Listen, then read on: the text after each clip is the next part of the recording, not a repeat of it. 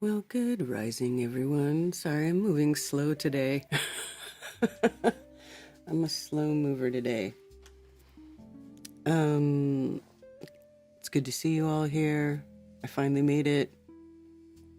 Billingtano is first. Jeff Rust be able to watch live today in the hospital since the first of the month. Oh my goodness. So that's like over 2 weeks. I feel fine. Kidney issue and low BP issue. Prayers appreciated. Well, prayers to you, sir. I'm wishing you a speedy recovery. It's good that you're still with us. Yeah, that's a long time in the hospital, is it not? I feel like that's a long time. Maybe I don't know. Ginger Sugar Bush, Tommy Tell the Truth. Welcome back. Spicy Sarah, Aisling 717, Southern Belle, Dave Hinkle. Hey, cheers, Dave Hinkle. Liz the Iron Maiden, who's back in Scotland, and in Accidental Alchemist. Hi, Karen B and Soul Family. What's up? James Lytle. Hiya, can anyone let me know what's happened with Austin? He got divorced as he's not streamed in a while. Has he got divorced? Well, I don't want to talk about Austin's private business on stream. I'll just say that. But yes, he's having problems and he's taking care of his problems, and that's why he's not streaming, and nobody can fault him for that. Am I right? You gotta do what you gotta do when things happen in life. It's not always good, it's not always pleasant. So Austin too could use some prayers for what's going on in his life. You know, he's just trying to make sure that he can maybe keep contact with his 2 little girls, you know? He doesn't want to lose them. So, yeah. That's all I gotta say about that. Keep Austin in your prayers as well. Happy birthday, Ted. Yeah, man. Today's Ted's birthday. And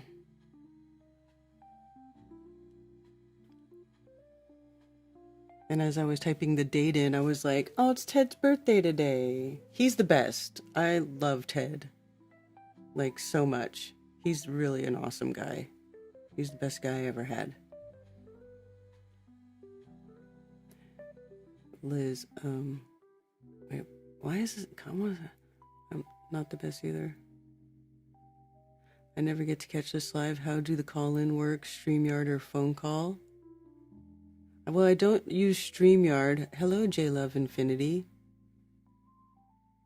But I have this BP drops when I stand. Oh, what's up with that?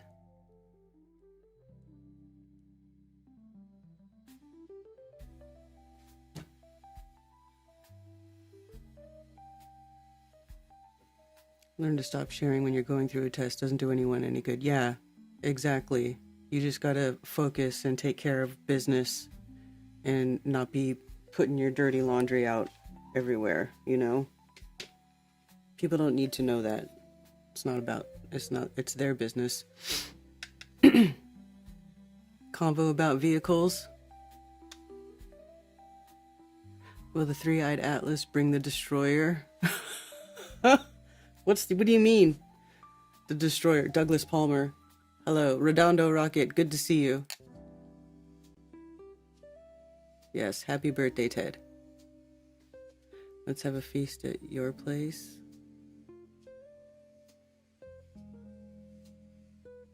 Oh, next time Liz comes back, doctors are working on it. Okay, well, good. Pulling for you, brother. Space Miner, good morning from New Mexico.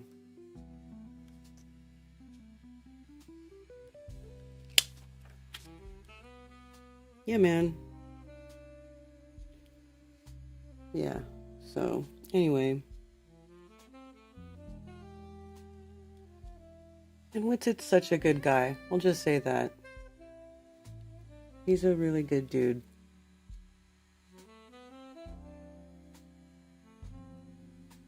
And nobody should be believing any crazy rumors about him doing anything bad, because he's not been doing anything like that.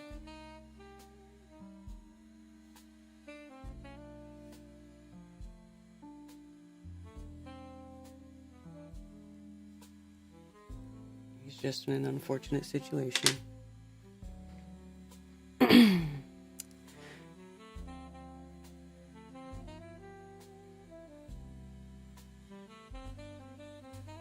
Zits in the pubic areas suck. Ew. Karen B, does Ted have to work on his birthday? Yes, he's working right now. Yes, he got up early this morning and left for work. So yeah.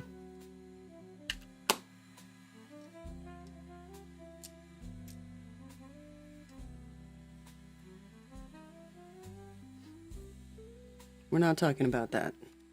I'm done talking about that. Every new Flat Earth article is about a new book called Flat Earth. But it's not about Flat Earth though, right? Didn't I see that where it was like some chick and it wasn't even about Flat Earth?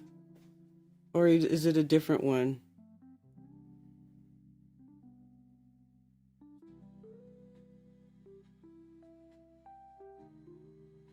Yeah. Yeah, this chick. This one. It's a good, it's just, she called it that because it's illustrating how differently men and women experience the world. Like, it's not actually about Flat Earth. It's something else. Yes. Hey, Lee.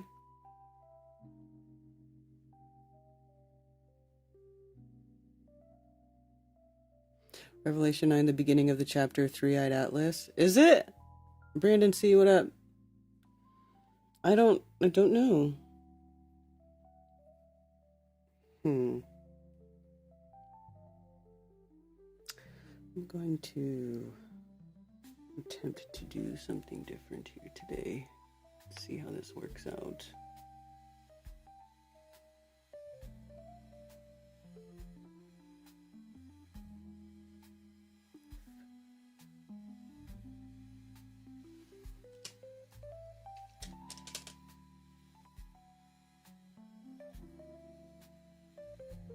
I thought I saw, did I not see an article that said like somebody was talking about Three-Eye Atlas exploding? Like they said that they saw it explode.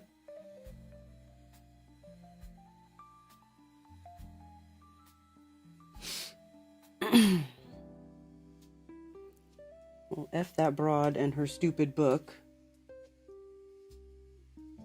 Nobody gives a crap. Everything to know about interstellar comet 1 hour ago. Unusual tail structure.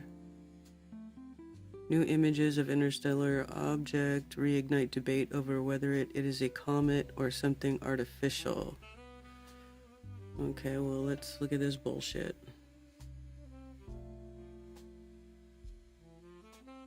First observations of interstellar object Three-Eye Atlas have reopened a heated scientific argument about its true nature, as new photos show the visitor emerging intact after its close pass behind the sun.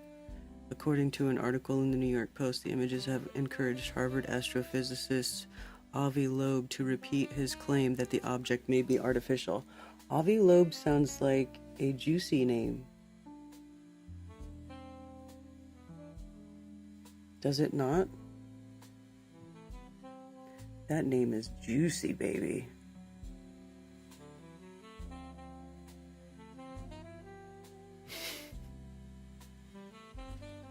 Ahoy. Hey, Andrew B.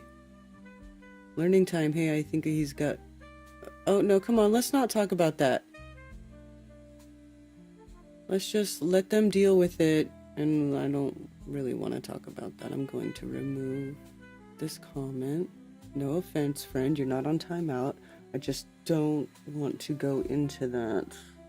This is not a gossip about Witsit show.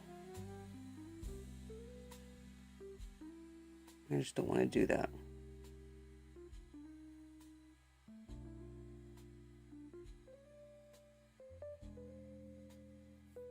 I'm trying to be respectful.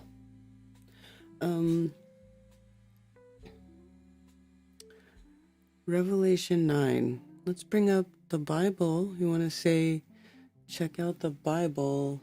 Revelation 9.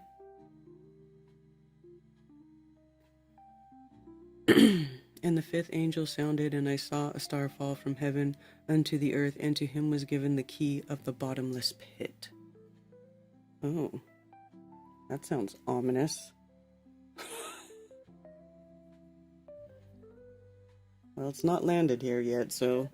And he opened the bottomless pit, and there arose a smoke out of the pit, as the smoke of a great furnace, and the sun and the air were darkened by reason of the smoke of the pit. And there came out of the smoke locusts upon the earth, and unto them was given power, as the scorpions of the earth have power. What? Wait. Scorpios, probably an obsolete word, meaning to pierce a scorpion from its sting. So basically it's saying that the locusts had stingers. They were stinging locusts, is what I'm gathering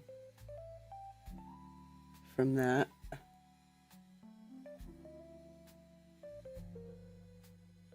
Scooter! Hey, brother! It's good to see you. I haven't seen you for a while. I'm glad you're still here.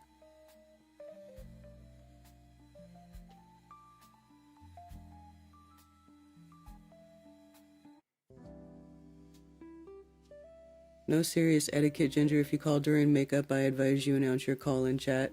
Well, the phones are not open yet. And I know, Ginger, you're calling from out of country, and so it costs money, so I can do the other thing too, but not yet, my dude. I can, I'll set up a little room. I don't use StreamYard, but I use the, there is a whatchamacallit version of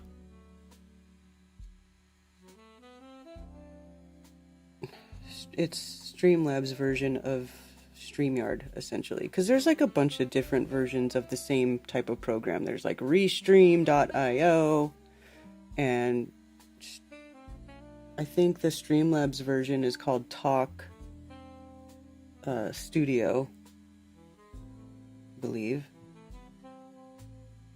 But I don't stream with it because I just use OBS, because I feel like the sound is better in OBS, and I kind of like to have really good sound. I hope my sound is okay. But I just wouldn't be able to control the sound in one of those like the way I can on OBS. It just doesn't work the same.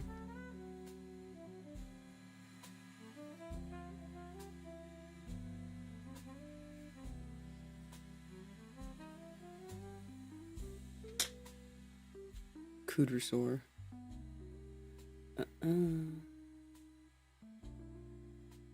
Cheers, James. Not sure there is a protocol, Ginger, just call and she answers. Yeah, a stinging locust sounds like an extra nasty creature. Yeah, no kidding, because locusts are not small, they're big. Whatchamacallit is my new password. Hi, Sherry. Hello, Jeff Peterson. You've already used that one, Sherry.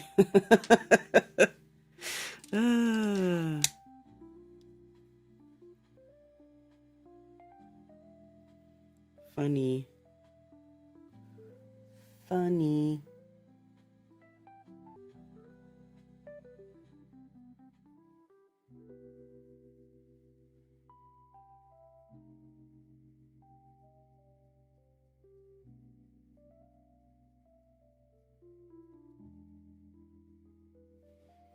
Lizzie Iron Maiden, I'm sorry I missed your homemade pasta. Oh, I'll make it again. I'll make it special just for you if you come back. I'm sure you're gonna come back. So when you come back, I'll say. I'll make it again. I want to try doing it more because it was actually really good. Fresh pasta is like, it's a game changer. Like when you make the noodles right there. Although I didn't make noodles, we made pasta sheets and then we made a lasagna. But oh man, the fresh pasta noodles, dude, is so good. I have to say, it is different and it's way better. Not that like if you ate, I've eaten lots of lasagna where it's just the regular noodles, you know, that they have to boil for a few minutes and whatnot. Or you can get those no-bake lasagna noodles, which actually work pretty well too. And you don't boil these pasta sheets, you just put them, layer them into the lasagna and then you bake it all. Oh, it's so good. Damn good brisket. Oh, thank you. Yes, brisket is my favorite. It's one of my favorites. Looks like they're gonna be like opposite locusts. Instead of consuming all the grass and plants, they'll only be going after man.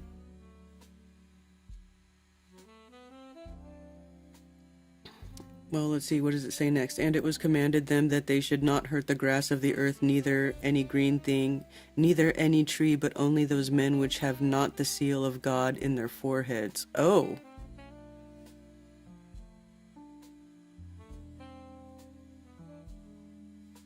The forehead. So, in their head, in their mind, in the front of your mind, the seal of God in the front of your head. What does that mean? What's the seal? Let's see. Seal. A signet. An implication. The stamp impressed as a literally or figuratively sealed. Okay. What's this? Strengthened from the base of to fence or enclose. To block up. Figuratively to silence. Stop. Seal. So stop. Or... So, okay. I kind of get it. So you have to be mentally, spiritually devoted to God. And to them it was given that they should not kill them, but that they should be tormented 5 months, and in their torment was as the torment of a scorpion when he striketh a man. Oh my God, for 5 months? They're sitting there getting stung by these things? Oh my, this sounds terrible. Listen, I sincerely hope this is not what Three-Eye Atlas is, dude. I'm just gonna tell you right now, I hope that that's not what this is. Because this sounds terrible. This sounds like a freaking nightmare. Well, okay, but listen, you better get right with God so them things don't want to come sting you for 5 months straight.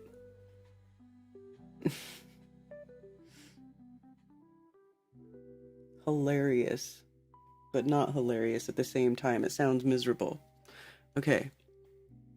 And in those days shall men seek death, and shall not find it, and shall desire to die, and the death shall flee from them.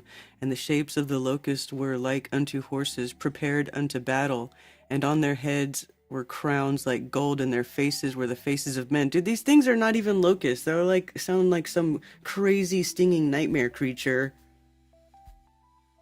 I mean, this is like that's some horror sounding stuff, man. What?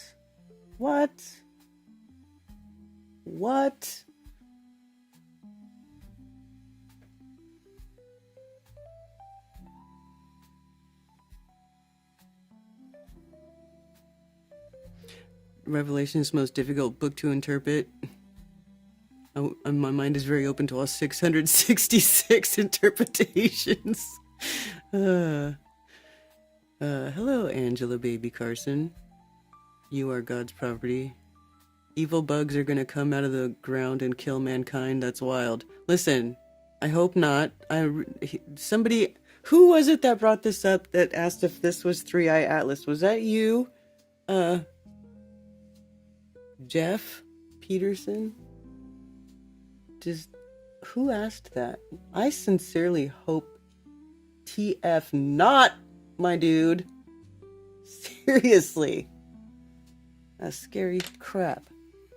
Scary crap. Hey, Jedi Stew.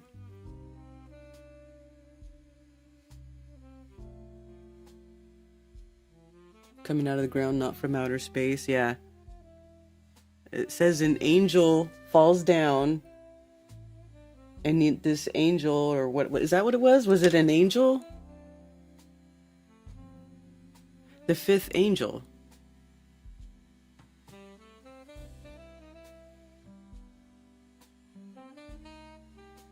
Angel or messenger.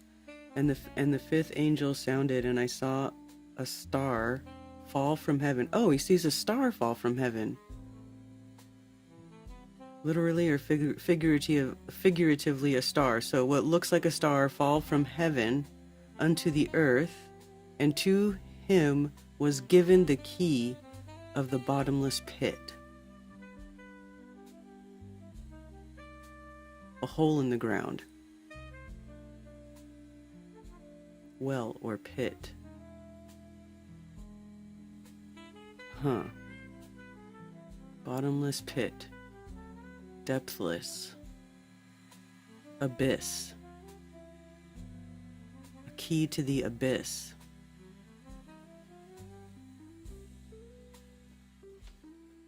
Yeah, bro, I really hope that's not. Oh, that's funny.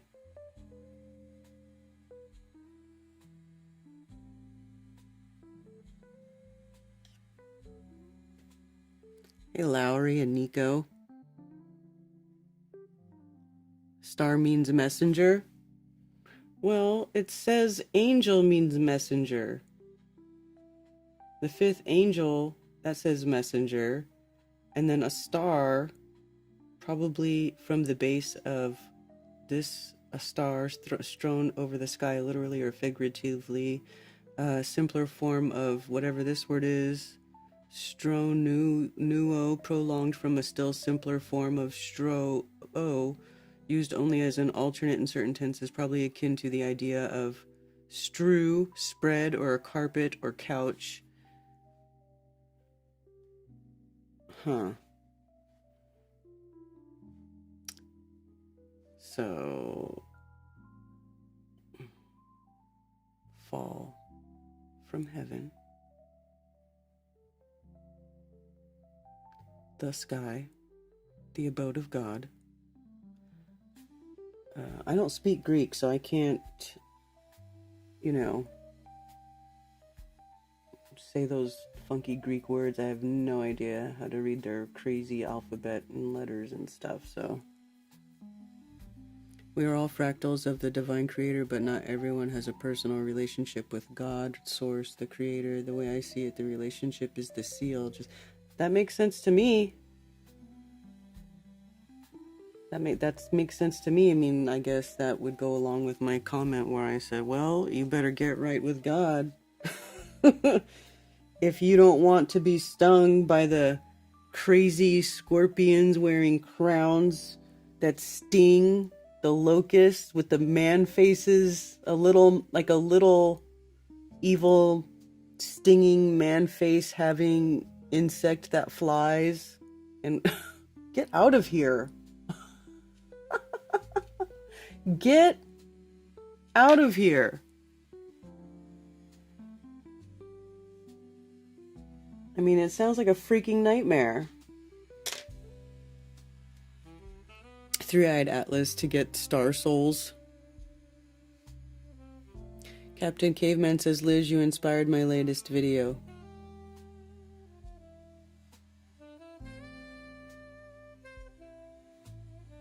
Liz, we're all gonna come to Scotland. We've been talking about that. We all need to go visit Liz in Scotland because she comes out here. I mean, it is easier for one person to travel than for like a whole bunch of people, but it would be fun. We should do it.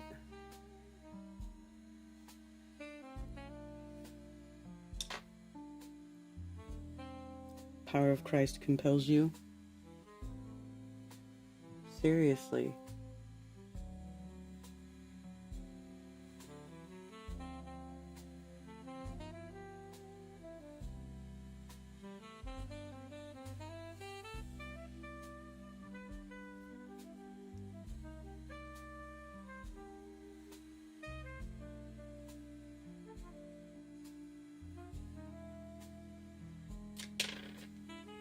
I mean, you know, it's everybody's own responsibility to you know, take care of that. Take care of that. Your soul is your responsibility, so you better choose wisely. You know what I'm saying?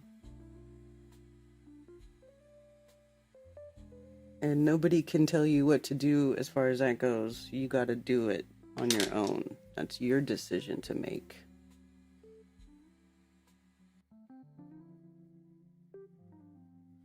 Because it's you who will have to live with what you decide.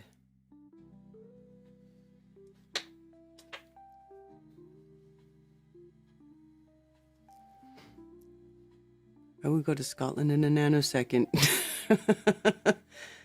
I got 5 things, just wrote on a napkin. Okay. Sounds like bioengineered Bill Gates into locust with a vaccine syringes sticking out his ass. Dr. Bass Ackwards. That's like even worse than what I was thinking, dude. That's worse than what I was thinking. That's all I gotta say about that. I didn't even... Bill Gates. Oh my god. Like billions of little tiny Bill Gates that sting with a syringe. Oh my god, that is freaking nightmarish. Talk about horror. These are like, this is the stuff, like the worst nightmare stuff you could possibly think of. Like, are you even kidding? Are you kidding me? It's like the worst of the worst.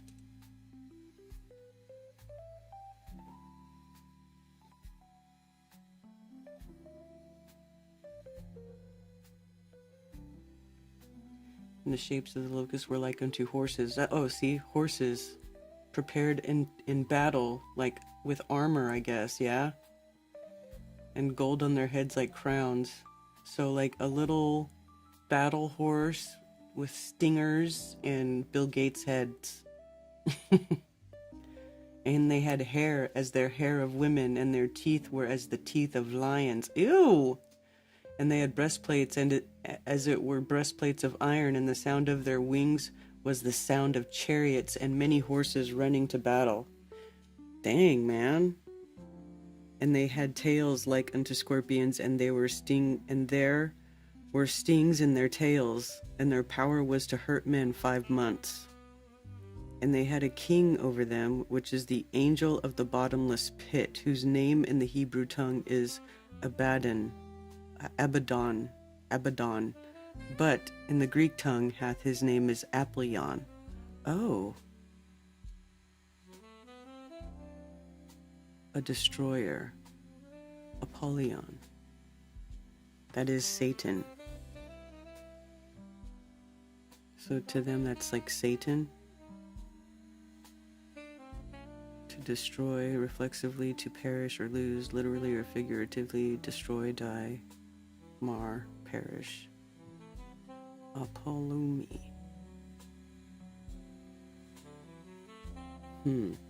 One woe is past, and behold, there come 2 woes more hereafter. Oh, so this is like going through all of the things, yeah?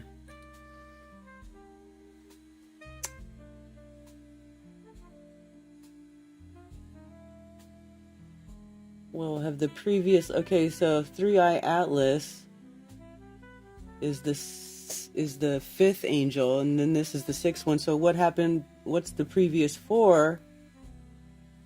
And have the previous 4 already happened?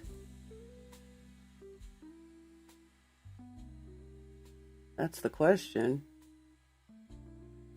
So have the previous 4 already happened? Let's see. the seventh seal, and the golden censer.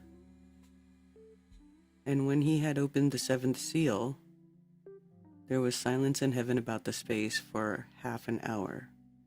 And I saw the 7 angels which stood before God, and to them were given 7 trumpets. And another angel came and stood at the altar, having a golden censer, and there was given unto him much incense, that he should offer it with the prayers of all saints upon the golden altar, which was before the throne. What is a golden censer? Frankincense, that is a censer for burning it? Okay. Made of gold. Chrysos, okay.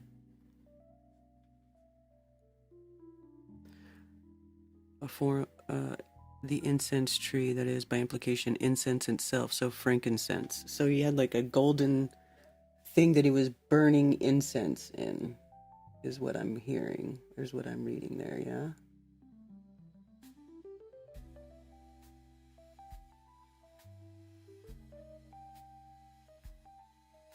And the smoke of the incense which came with the prayers of the saints ascended up before God out of the angel's hand.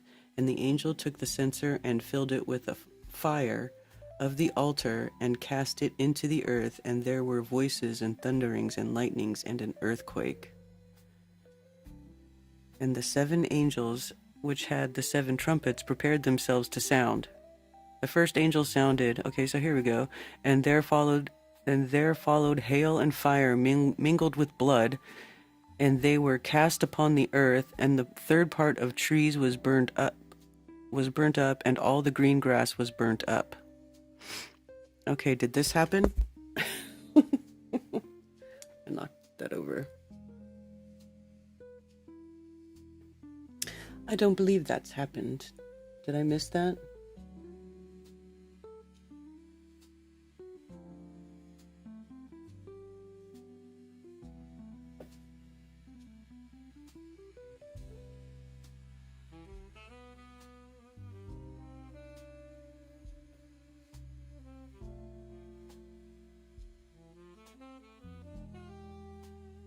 I mean, they make it sound like it happens in pretty quick succession, although I don't know. It said it was quiet for half an hour, and then they started sounding their trumpets. So I guess you would have to go, not horsemen as in men riding horses, horsemen, chimera, cross between man and horse. Tragedy here, down to only decaf. Uh-oh. Physical therapy, lady just left. I made more progress. Right on, bro. Dollar General is closer. Dude, there's Dollar Generals, like, you can't drive more than 5 miles without coming across a Dollar General. They're everywhere. I mean, Dollar General is literally the closest store to my house.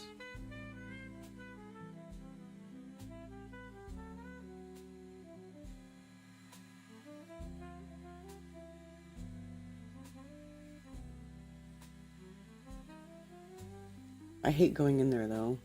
I don't really go in there very often, but I do.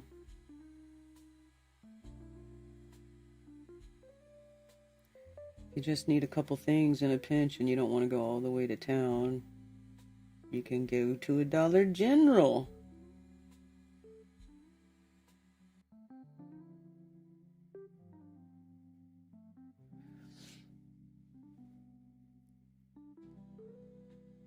Mom likes Dollar General.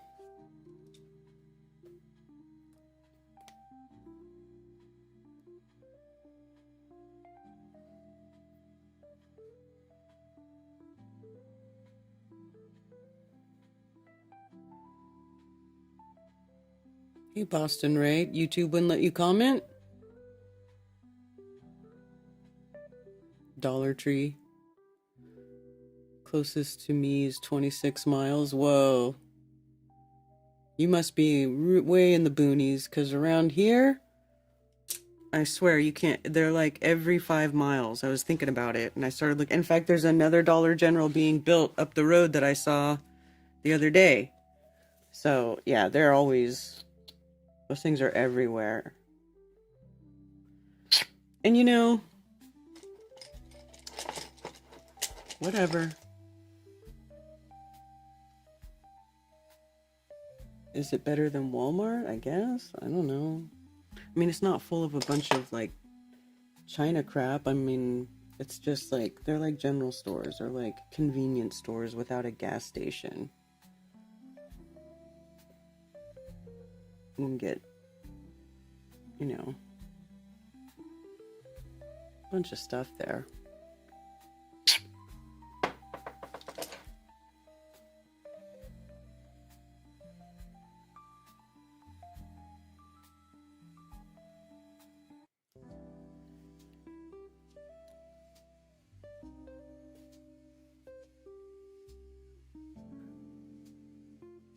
An ancient building with very dim lights right on Main Street. Well, Dollar General here in the Carolinas is like everywhere. Everywhere. Everywhere.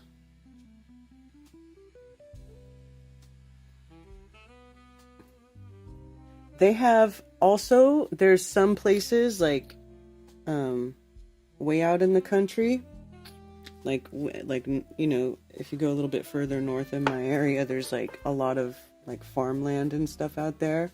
They have you can find sometimes they have what's called a DG market. So it's like a grocery store slash Dollar General where they have like produce and shit.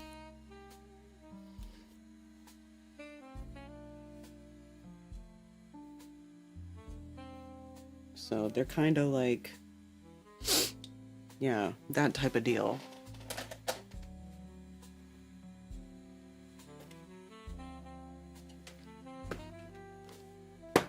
Oops.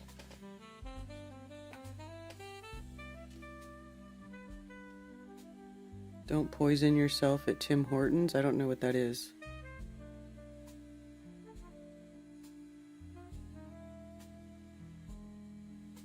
What will happen to Dollar General when Dollar actually fails? Well, they have like a dollar shelf, but not everything there costs $1. It's not like the dollar store.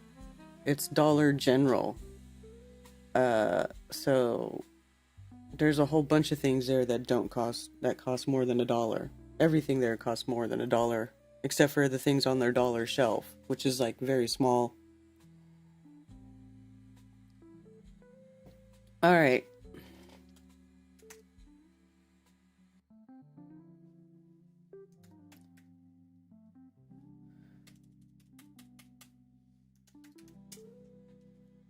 Let me see if I can figure out how to do this thing.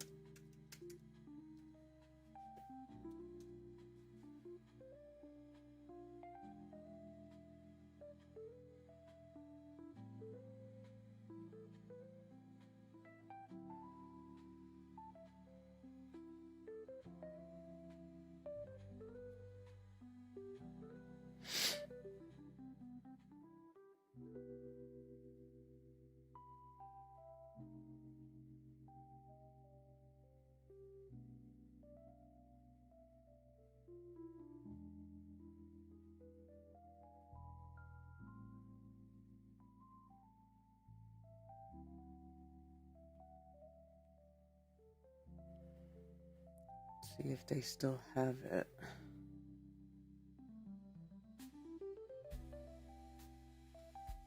No.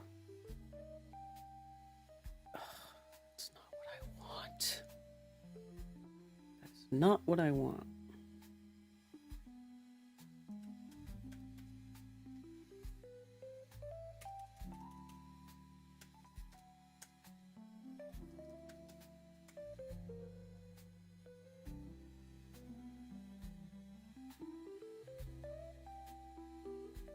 Maybe they stopped using it, or how can I not find it? I just used it the other day. I used it last week, did I not? With Rum Boston Bear. So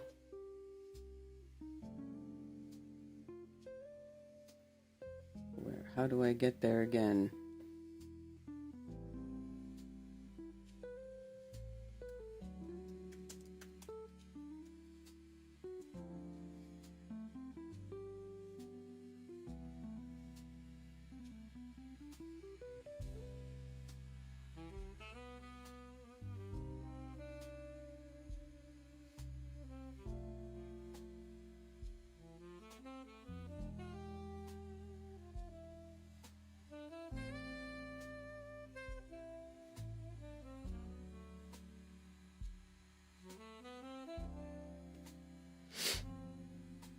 Here we go.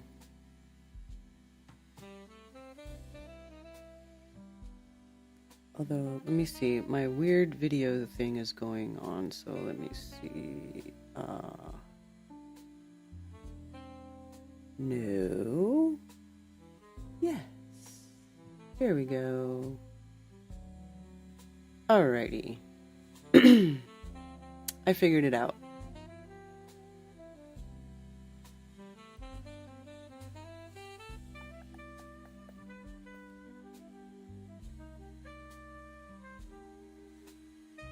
Alrighty. Here goes nothing. You can call? Would you rather call? Or what do you want to do? Actually, let me open my...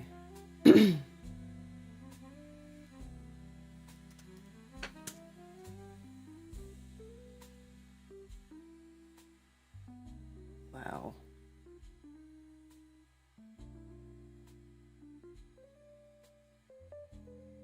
I mean, I have both.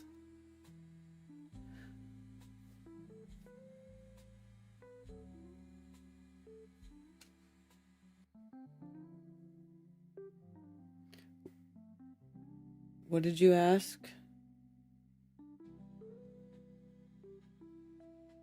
What will happen to Dollar January, the dollar or more store? Tim Hose is the best. Dollar Tree needs to be named at least $1.50 store, yeah. Or does Sugar Bush elicit provocation? Funny. Oh, what is this?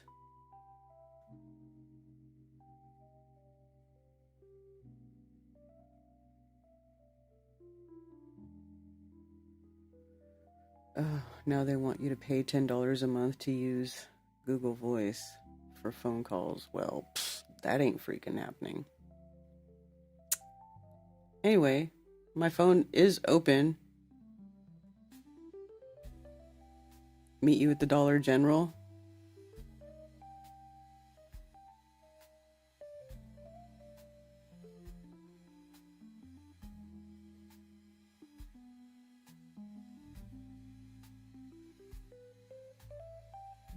The phone lines are open. How many of you are you even in chat? 66? It's not very much. So, not a lot of call pressure. Okay, I'm gonna get my face off of here. Sugarbush, you have not told me what you want to do. My phone line's are already open, so if you can call, you can just call. How many people can say that they have sat where Karen is sitting? Me, it's a comfy chair. Yes, yes, Liz, it is a comfy chair.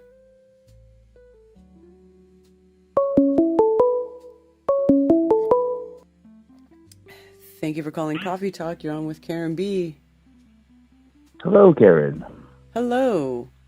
How's it going? It's been so long. I was just making sure to mute my TV. I have to back out of YouTube and all that stuff. Mm-hmm. Well, you did a good job. Well, rookie mistakes, you know. Ain't gonna be me.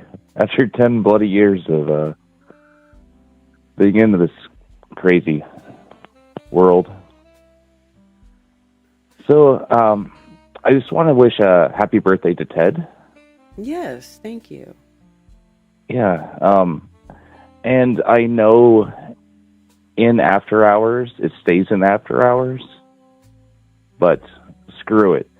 I remember you being in after hours saying how I've met this wonderful guy and this, that, and the other, and his name is Ted.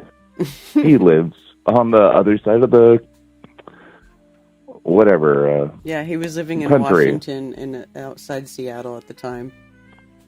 Oh, yeah. So you were talking about that before anything ever happened, and so I'm so happy that you are happy. Well, thank you.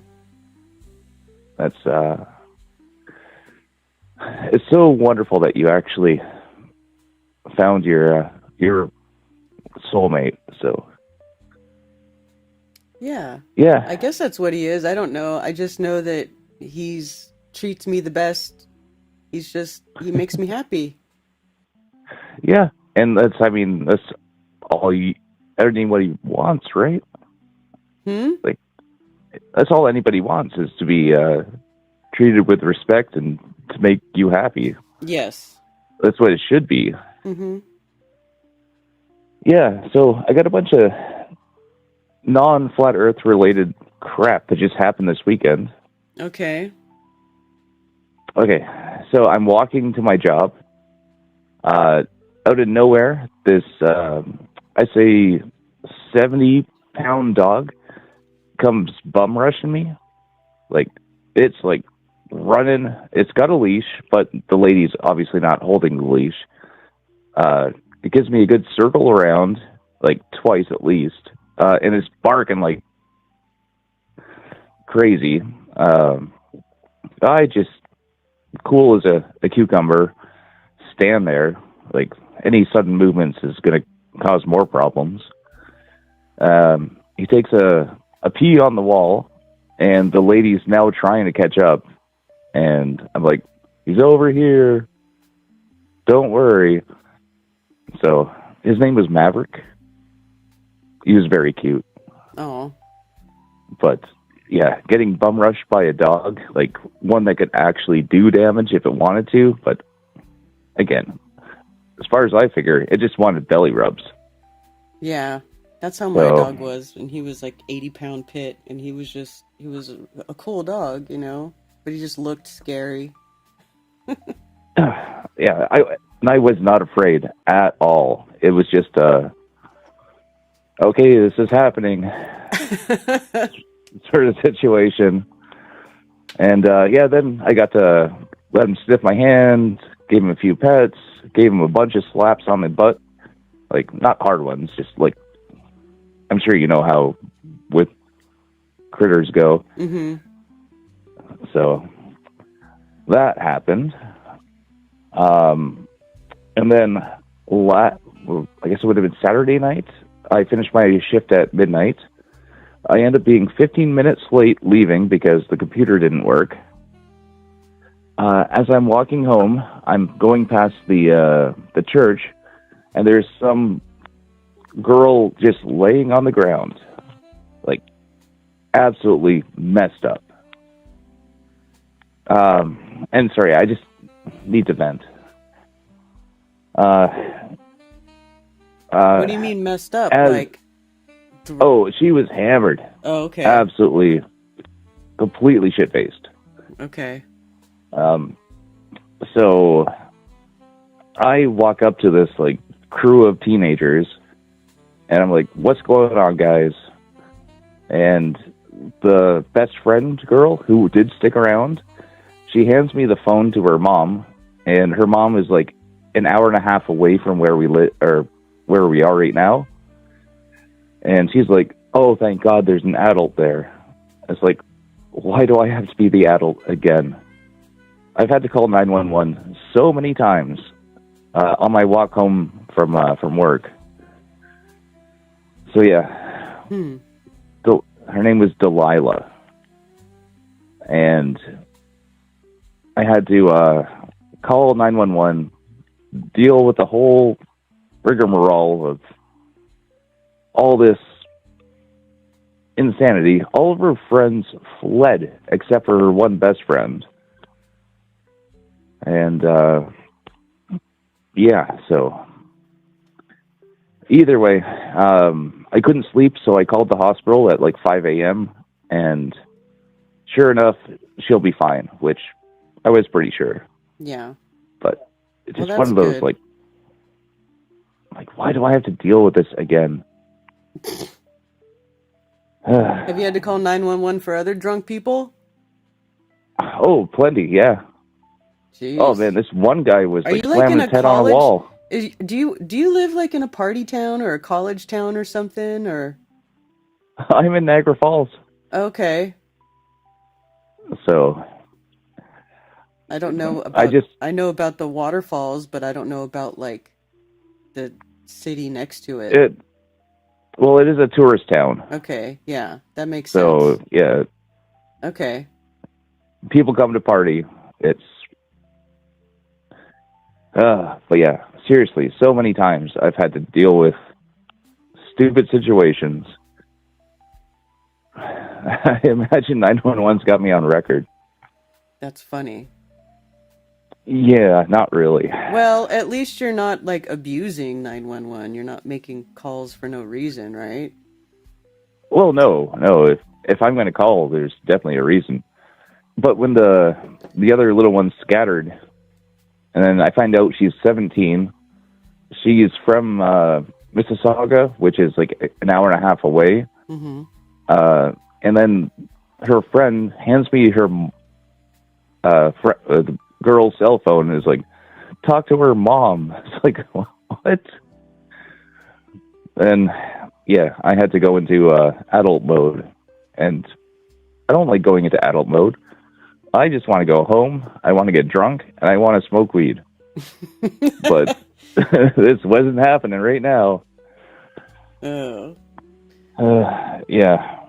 But yeah, why, Delilah? And if I wasn't someone who knows Tom Jones, I would never remember her name. On the, I'm sorry, I'm just blasting it out because I need to vent. On the 30th of October, my eldest cat went. She passed. Oh. And I'm getting her back today, so that is something. Oh. Yeah, I know. I'm sorry. Getting her back, like, what did you have her cremated or something? Yeah, we have. We found a traveling veterinarian, so I knew it had to happen. So we were going to do it on the Monday, but it happened on the Thursday. So she got taken away on the Friday. Blah blah blah. Mm. But she's coming home today. Other than that, this is why it would be nice to have the camera thing going, because I want to flex my new tattoo. I got my dream tattoo. What is it?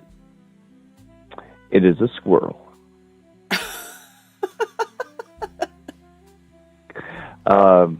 There's oak leaves on the bottom with acorns. Like, it is absolutely beautiful. And I'll try to Facebook you some pictures of it. That's later. cool. Oh, I disabled Facebook. You can email me, though. Okay. Send it in an email. Yeah. We'll figure something out. But it is absolutely immaculate. I've been dreaming about this tattoo for 20 plus years. So, yeah. Wow. I would like to show you, as you are a tattoo person. Mm-hmm. Where is this tattoo? My whole left forearm. Oh, okay. Yeah, right up to the elbow. He went into the ditch. Oh man, that asshole. He's so nice. And an amazing artist. But that sucked hard. Yeah. Well, at least it's over and out with now. Yeah. The pain is temporary. Tattoos are forever. Absolutely. And it's worth the wait. and the cost if you get it done right. Mm-hmm. So yeah, why not plug them? Rob James at the Dog Pound in Niagara Falls, Canada. Oh boy, you guys are asking loaded questions in the chat. Oh, I honestly have not been reading any of it. He says, Tommy Tell the Truth says it's on his nutsack, and then Douglas Palmer says, Oh, does a squirrel have nuts? Do you want to tell them about your other tattoo? well, there are nuts. Like I've got, there was an acorn I didn't even know was there. What? Okay.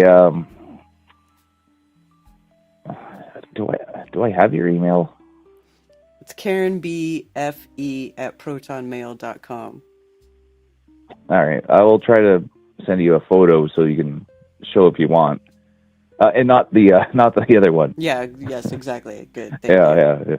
Yeah. We don't want to.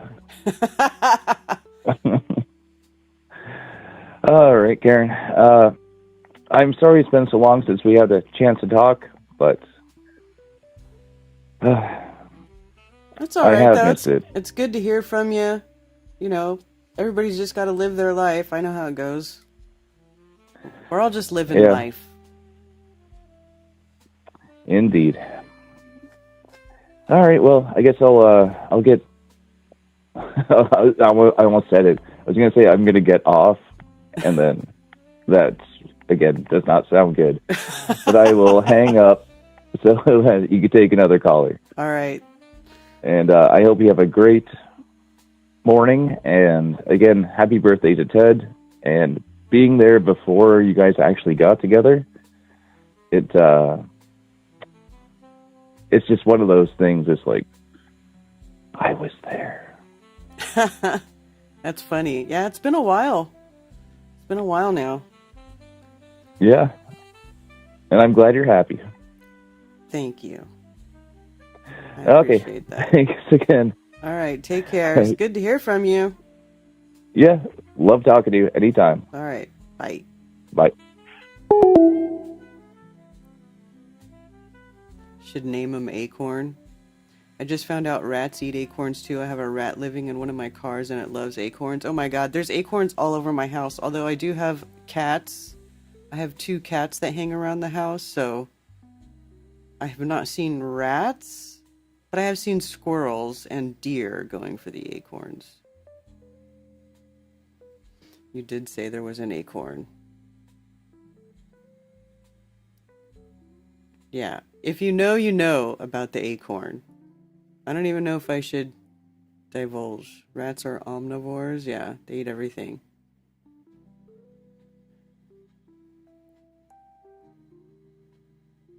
Who's covered in tattoos?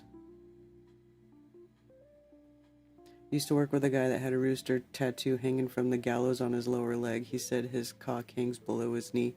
Oh my god. So many dudes get cheesy tattoos like that.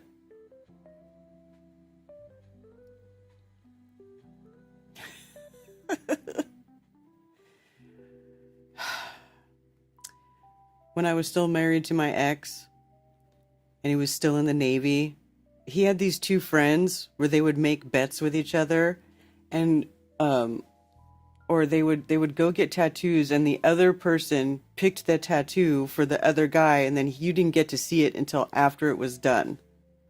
Isn't that insane? I think that's insane. And yes, they did F with each other. They had a bunch of horrible tattoos.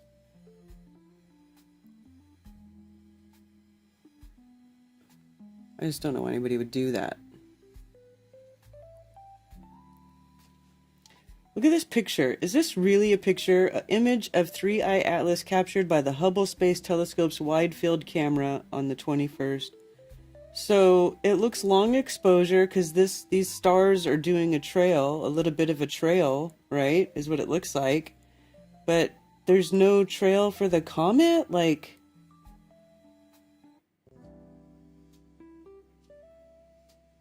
how come there's star trails but then not for the comet? That just doesn't, and this is like this is weird. This doesn't make sense. Does anybody know what I'm trying to say here? Like, I feel like if this is a long exposure, wouldn't the comet have a little bit of one too if it's, out there and it's moving and you're doing long exposure? Like, 3.8 astronomical units means the object is nearly 4 times farther from the sun than the Earth is. Even at this great distance, the sun's energy is already causing dramatic changes to this mysterious visitor. Right, because it's probably not where you say it is. It's all small and local. Clearly active at 3.8 astronomical units.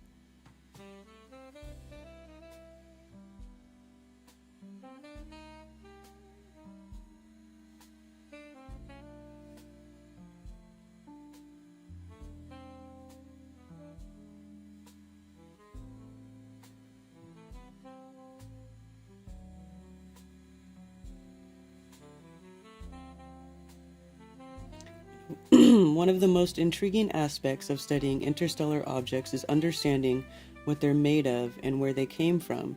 The researchers found that if the activity is driven by carbon monoxide sublimation, turning from solid to gas, yes, that's what solid sublimation means, or gas to solid. The nucleus cannot be smaller than 0.16 kilometers in the radius and must be larger if less volatile molecules are responsible for the outgassing. What? Carbon monoxide sublimation. Solid to gas. So carbon monoxide is off-gassing of the comet?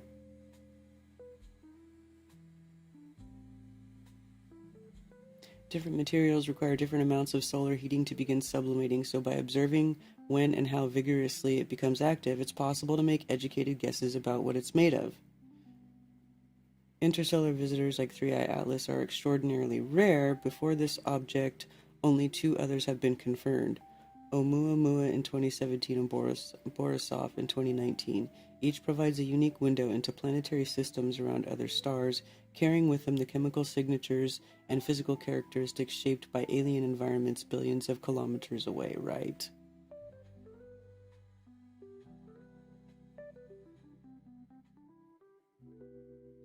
So more BS basically is this the new stunning new image, or the other one? This is supposed to be the new image, yeah? This doesn't make sense. Shouldn't it? And if it's moving faster, okay, so here you see it moving faster in comparison to other objects in the sky, although this is a composite. But I feel like this should have even a longer trail than the star trail in whatever direction it's going, if that makes sense. But it doesn't have a trail. It's weird.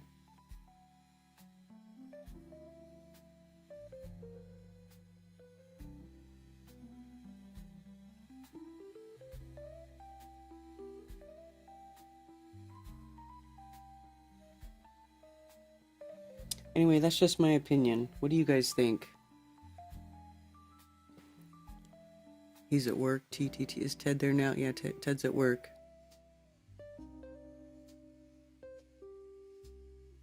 Bunch of truthers came over for a potluck. All in a perfect vacuum, right?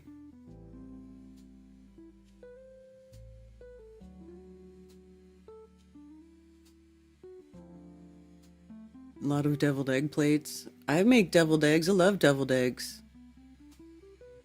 Although my chickens haven't been laying, so I haven't been making as many deviled eggs.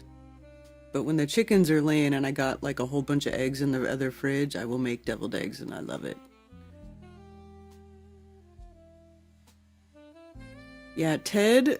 Okay, also, as far as Ted goes, like, there's been a lot of, whatchamacallit, layoffs at Ted's job. And so he got extra paranoid about being on his phone at all. So he hasn't been showing up. Oh, there's Ted. Happy birthday, Ted. I was just thinking this morning about deviled eggs.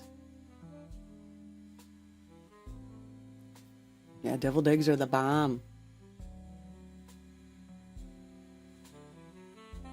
Yeah, happy birthday, Ted. Chickens don't lay deviled eggs? No. I wish they did. God, that would save me so much effort. So much time and effort. It would be weird, though.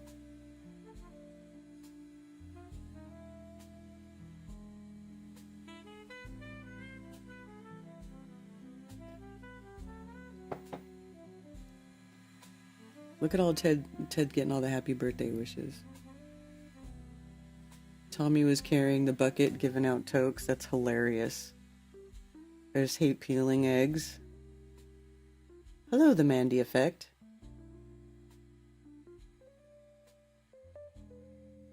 Yeah, I'm not a fan of peeling eggs, but if you do it while they're still warm, I figured out that the shell doesn't stick to the egg as much. The key is you got to do it when they're warm.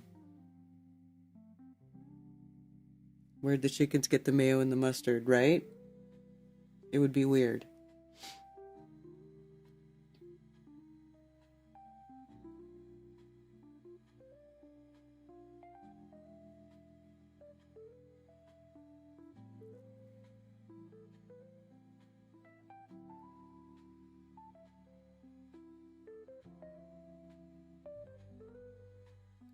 Not found.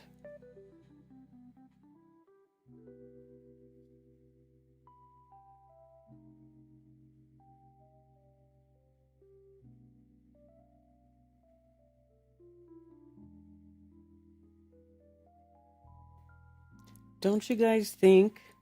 I mean, or, well, I guess I have to think about that more.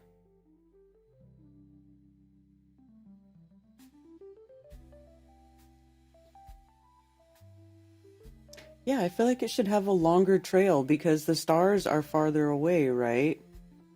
And the Earth is turning, allegedly. We're on Earth turning, which is what causes the star trails, right? Allegedly, according to the globular theory. And then you have this other object out here.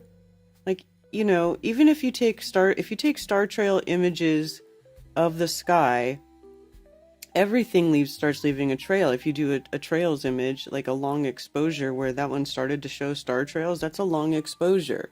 Everything leaves a trail. The planets will, the moon will. They just travel at slightly different rates, but everything leaves a trail.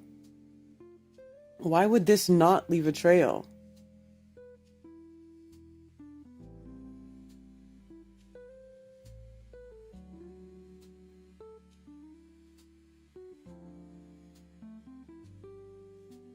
Does anybody have an explanation for that? Help me out.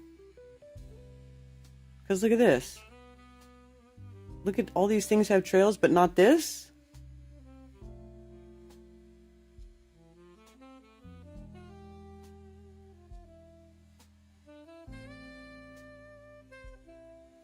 This? See? That doesn't make sense. And what are these other dots that don't have trails? What is this?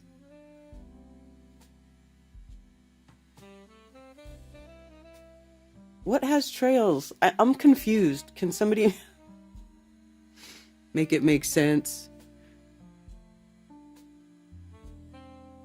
We seek and search all things done under heaven. All history is effectively written and over. Said and done. I think to understand Comet, you have to look into a bigger circle of the big year. Because it's a friggin' Photoshop composite. Miracle Whip is better? Oh, God, Bill. No. 1111. It's a projection, that's why. It's just weird. Like, I don't understand why. This tells me that Earth isn't turning. Because if Earth is turning and you're taking deep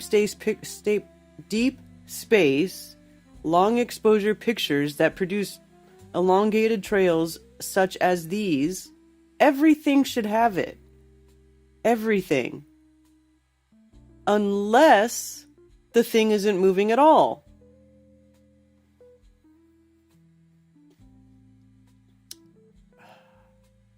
It just doesn't make sense.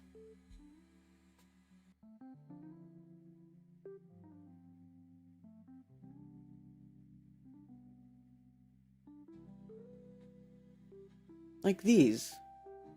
Come on.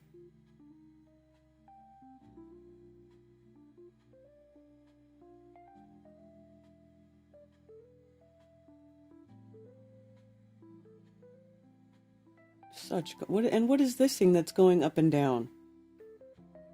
See, they have no idea what's going on in the sky. Everybody's full of crap.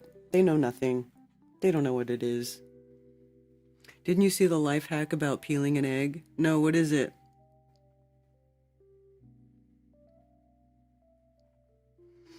Because it's moving straight away from, or NASA lies like a rug. Comet looks like a flashlight that you put in the water and you see the shine in the water. Put it on a water glass with water and shake it. Yeah, that's what I'm saying. Like, if it dries out, that's when the shell sticks to the, What is beeping? Are you guys hearing a beep? I feel like I'm hearing a beep.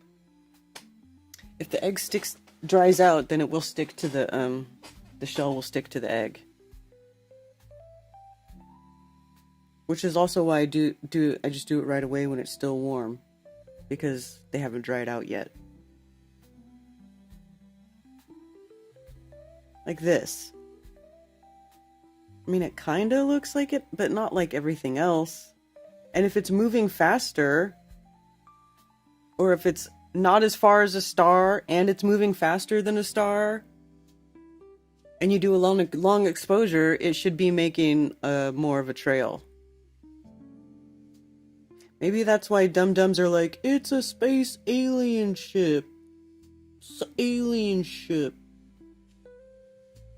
That would explain why people feel like they can say it's an alien ship, because it's not behaving like it doesn't photograph like it should if it is what they say it is, if that makes sense.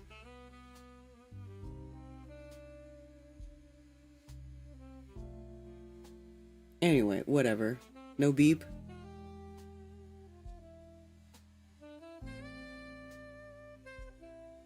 Yeah, that's right. Yeah, oh, that's right. You guys hear music. I don't hear the music.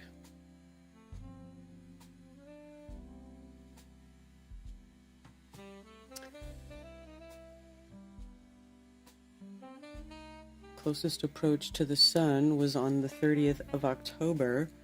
November 2nd starts Jupiter Icy Moons Explorer. The JUICE starts observing Three-Eye Atlas near the peak of its activity. November 25th, JUICE observes Three-Eye Atlas from a cooler location where it will be safe for the spacecraft to watch it for a longer duration.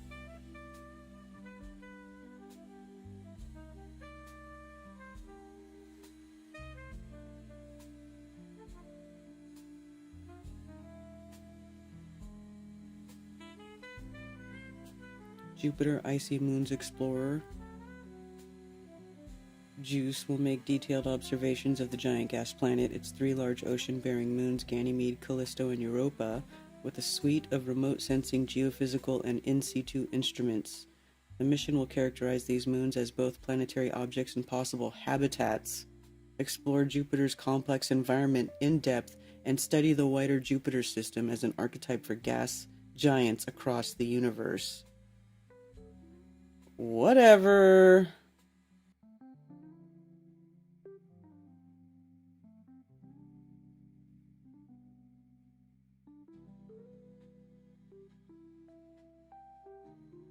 JUICE images Earth during lunar Earth flyby.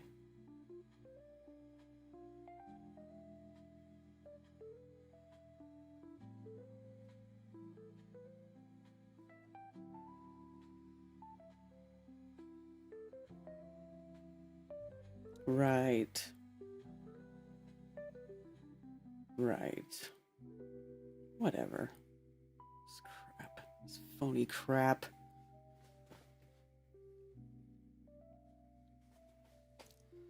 Three-Eye Atlas sounds like a stupid rapper name. Anything without trails is not moving there. Fixed to the firmament, who knows? Yeah, FE Nation, like, really?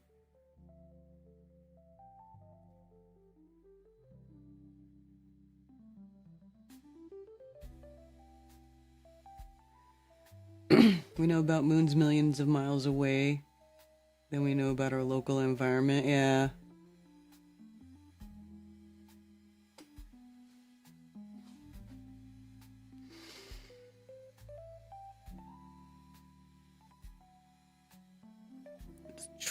Trump changes stance on the Epstein files again. Now he's saying that the files should be released. Didn't he say it was a Democratic hoax? Now they should be released.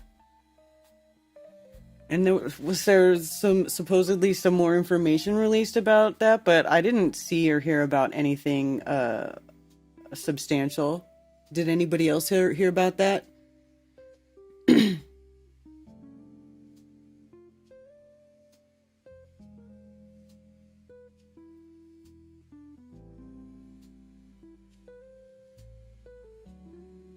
Trump does Epstein U-turn as House Republicans prepare to spurn him. Before the reversal, even some House GOP leaders were mulling whether to support the effort to release the DOJ files dealing with the late sex offender. Representative Thomas Massie has managed to outmaneuver the president despite Trump and Speaker Mike Johnson trying to hold him off for months. President Trump is suddenly reversing his months-long campaign to bottle up a bipartisan effort to disclose federal records dealing with Jeffrey Epstein, just as scores of House Republicans prepare to defy his demands concerning the late convicted sex offender. House Republicans should vote to release the Epstein files because we have nothing to hide, and it's time to move on from this Democrat hoax. Oh, so he's still calling it a Democrat hoax. He wrote Sunday night on Truth Social, adding, "I don't care. All I do care about is that Republicans get back on point discussing economic issues." The U-turn came after months of drama inside the House GOP over a bill that would compel the Justice Department to release its entire Epstein file. An effort by Trump and Speaker Mike Johnson to prevent a floor vote on the measure imploded last week amid an intense White House push to try to keep Republicans in line. The vote is now expected Tuesday. Okay, so it has to happen tomorrow. It's not happened yet. At the end of last week, Johnson and senior House leaders appeared powerless to stop perhaps as many as 100 Republicans from breaking ranks and voting with Democrats to release the files. The situation worsened over the weekend as Trump lashed out in deeply personal terms at Rep. Thomas Massie, who is leading the effort to force a House vote on Epstein, and publicly spurned Representative Marjorie Taylor Greene, a one-time close ally who has recently broken with Trump on Epstein and other matters. Even before that, some members closest to House GOP leadership were mulling whether to support Massie's effort.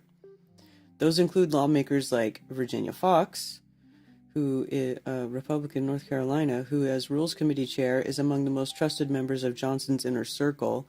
She declined to say in an interview last week whether she would support Massie's measure, but she suggested she favored it coming to a vote, which GOP leaders expect to happen Tuesday.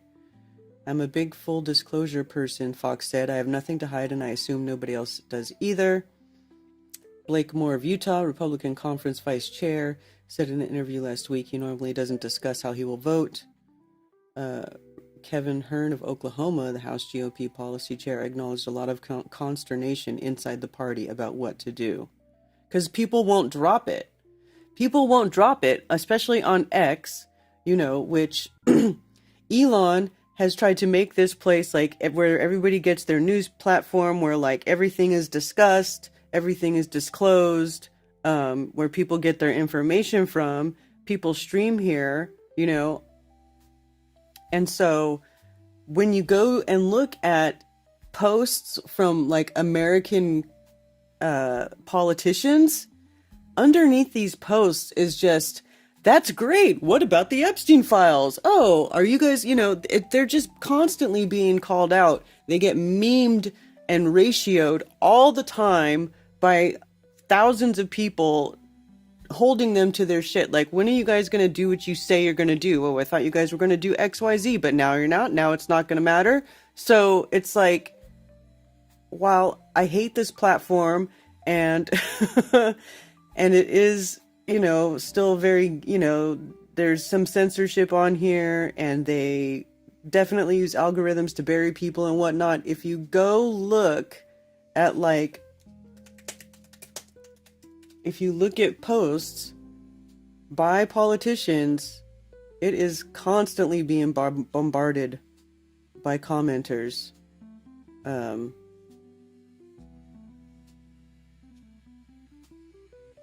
Let's see.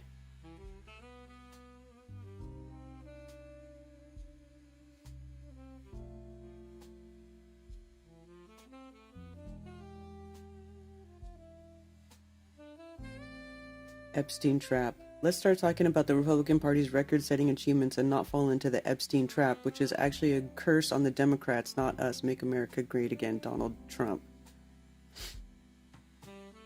Is it on Palmby's desk, clowns? Files disappearing, files to the reappearing files. No disclosure. Look, here's a meme. No disclosure. No Epstein disclosures. Argentinian beef. Banned current USA hemp production. H-1B visas. Pardon Bibi Netanyahu. 50-year mortgage, America last, like all the stuff that's going on. Everybody keeps, this is one good thing that comes out of social media is people are at least, holding these politicians to the fire, and politicians and stuff, like they're not White House, anybody that's an official government account, they're not allowed to block people. So everybody gets a chance to comment on their posts.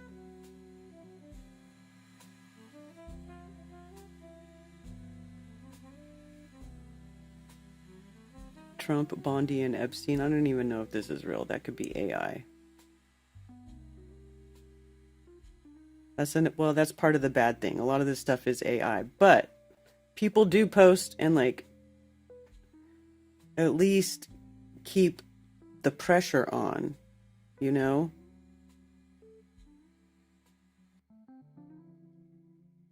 Like Randy Fine. That guy. Oh my God. He's horrible. Horrible. So here's Randy Fine. He's the fat guy who loves Israel.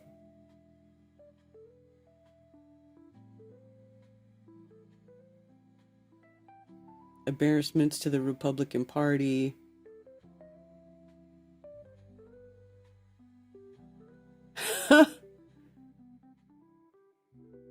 Yeah, where he's the one who said he's okay with all the dead babies. Yeah.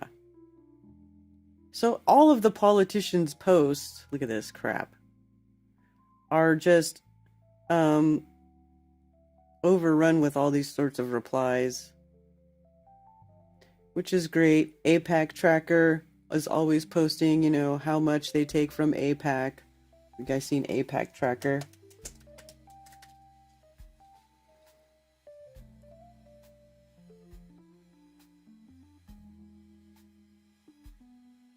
Basically holding all these politicians accountable for the money that they take from AIPAC to do the bidding of the genocidal, psychopath, murderous government known as the State of Israel. And why our politicians are so loyal to Israel is beyond me, but it's been an ongoing issue. I keep finding all these old videos, see if I can go to my bookmarks, of politicians talking about this back in the day, like Pat Buchanan. Occupied territory. You've also said that Congress is an Israeli-occupied territory. Now, what do you mean by that? I said on the McLaughlin Group in response to a question, Jim. They said, do you think that the Congress of the United States will resist this demand for further aid? I said, through a crack I'd heard. I said, no, the Congress of the United States is Israeli-occupied territory. What I meant by that is the most powerful lobby in Washington, which Congress can't stand up to, one of the most powerful, is certainly the pro-Israeli lobby. It has gotten its way in this town year in and year out. And I don't think the automatic votes of the Congress of the United States for $3 and $4 billion worth of aid to Israel are necessarily in the national interest of the United States. You've also said that Congress is an Israeli-occupied territory. Now, what do you mean by that? So there's that.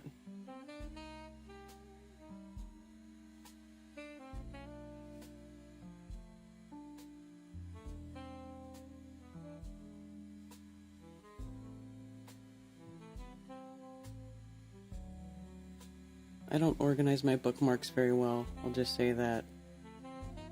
But there's some good stuff. I save all the good stuff. Interesting things. Anyway.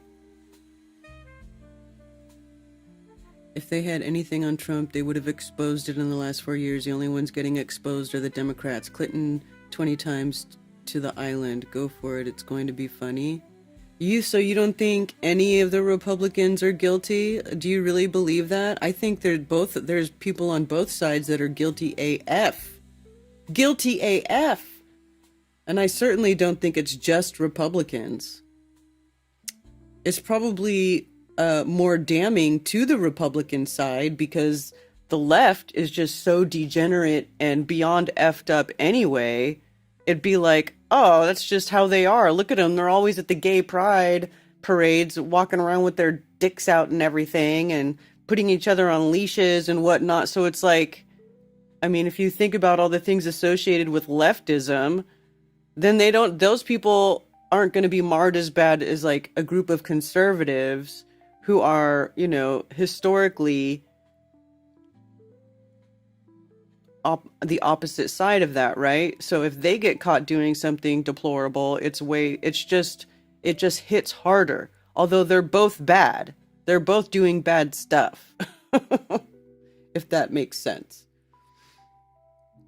Politics are for NPCs. They all went there and had pizza. Exactly. For sure, but not Trump. So you think Trump is like the only innocent one? Do you really believe that? Oh my God, I was just looking at something today. I'm like, damn, Trump has ties to like the most disgusting people. Like his friends are all the most disgusting people. Trump and Epstein, Trump and Robert Maxwell, Trump and Roy Cohn. Like, to think that all the decades that Trump has been living the life that he's been living and associating with the people that he's been associating with, and somehow he's the only one in the whole, and everybody out of everybody who has kept his nose clean through all of this. I just don't believe that, not even for a second, not for a nanosecond. No way. Don't believe it. No. Oh, look at this picture of Ted Cruz trying to creep on this little girl. Ew. Fucking pig. Trump exposed Epstein first. What?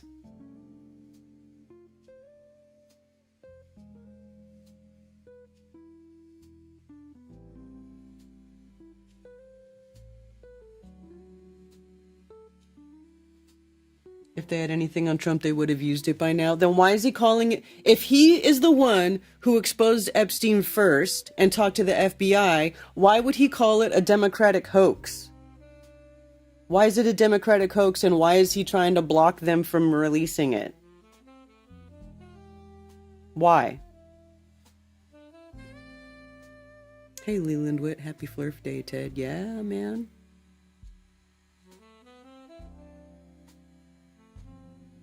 Ted Cruz is actually Pee Wee Herman.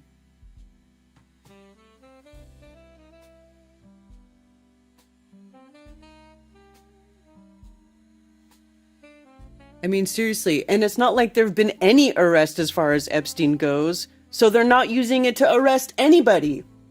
It's not like they've like got all this stuff on other people and people are going down or anything like that. Like, who's been arrested as far as Epstein shit goes? 0 people. 0. Okay? So it's not like they actually have stuff on people and they're using it. Everybody's guilty.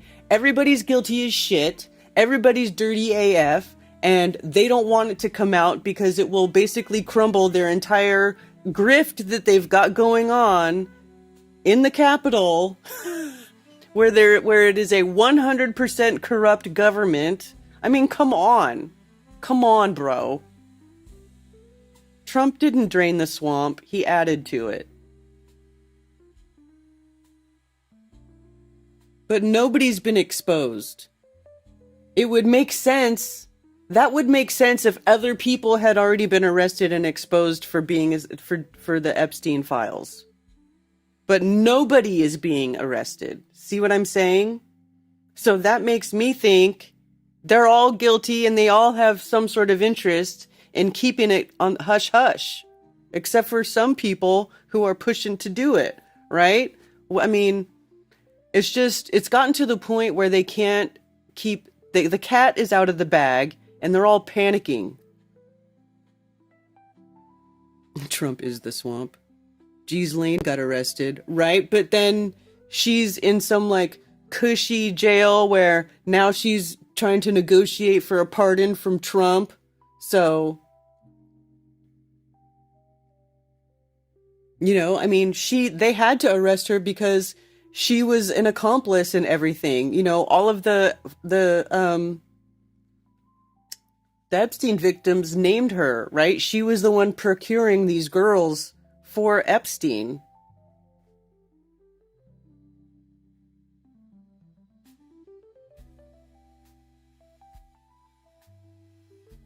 Anyway, you know, I don't know, whatever. Will all of it ever be brought to light? Who knows? Like, who knows? I would like to say, yeah, that it would, you know, and I would like to say that our government could be reformed and it could be scaled back and be cleaned up and, you know, made to be not so corrupt. But I mean, the corruption is just so freaking deep. Oh my God, it is beyond what you could ever even imagine corrupt for, you know what I'm saying? Like, I don't even know how you undo something that is so horribly tainted. How? How do you? Judy knows.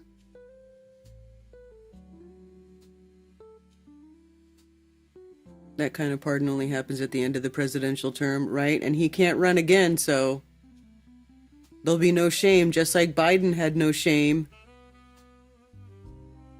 pardoning his son for like past, present, and everything. And then, did you see how Hunter Biden did like a series of interviews? But I feel like everybody was just like, whatever, you sick pig. Like, not that many people paid attention to it, but he did do a bunch of interviews where he, you know, is basically, to me it looked like he was like gloating. He was basically shit talking like, F this lady and F that lady, you know, whoever was going for him or whatever, because he got a pardon. He's got away with all of his bullshit and nobody could touch him. And it's disgusting. It's vomitous actually to watch. So put Judge Judy in charge. All the world's a stage and we're being played.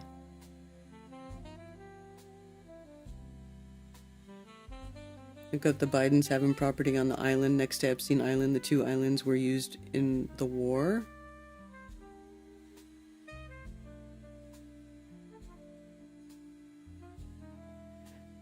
Scale back by going back to the Articles of Confederation.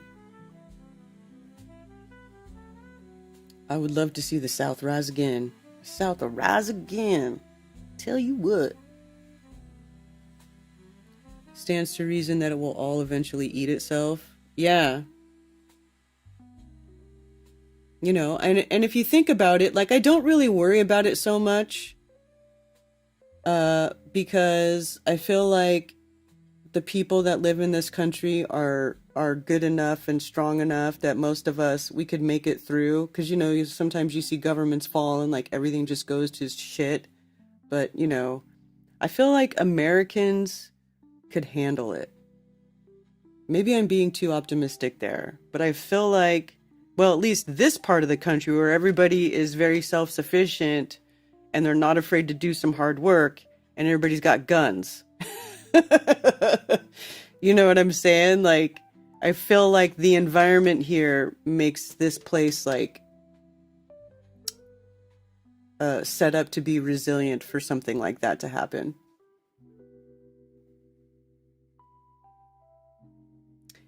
You think he can't get another term? They've been preparing us for a third term. Yeah, I hear talk about it, and I know he sends joke hats that says Trump 2028.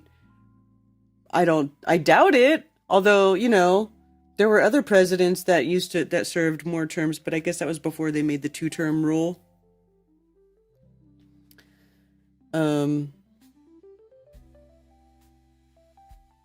Said we'd never have to vote again.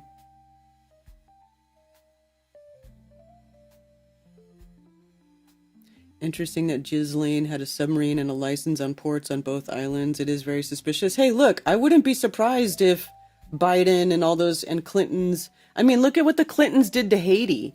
You know what I'm saying? Like, they're all horrible people. They're horrible freaking people, you know? But the Republicans are no better. I mean, look at how they are just sending bombs so that Israel can eradicate an entire population of people, like hundreds of thousands of innocent women and children just bombed indiscriminately, whole entire infrastructure, country being absolutely leveled and devastated, systematically just wiped out.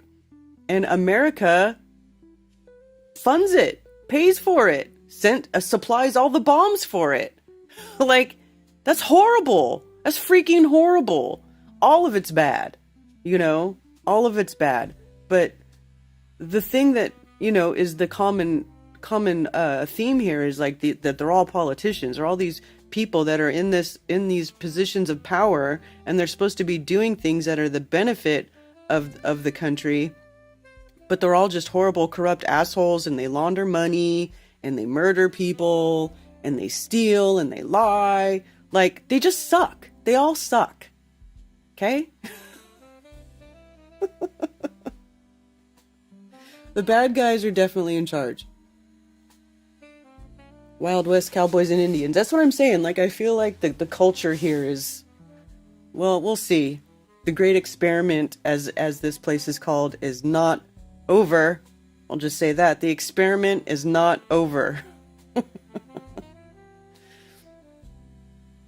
The left also said he wouldn't give up the White House last term, but he left very peacefully. Right, and then there was that whole staged fucking January 6th BS. Wish you guys the golden age of America. Oh, well, thank you, Sven. Germany's been through some shit. Look at Germany.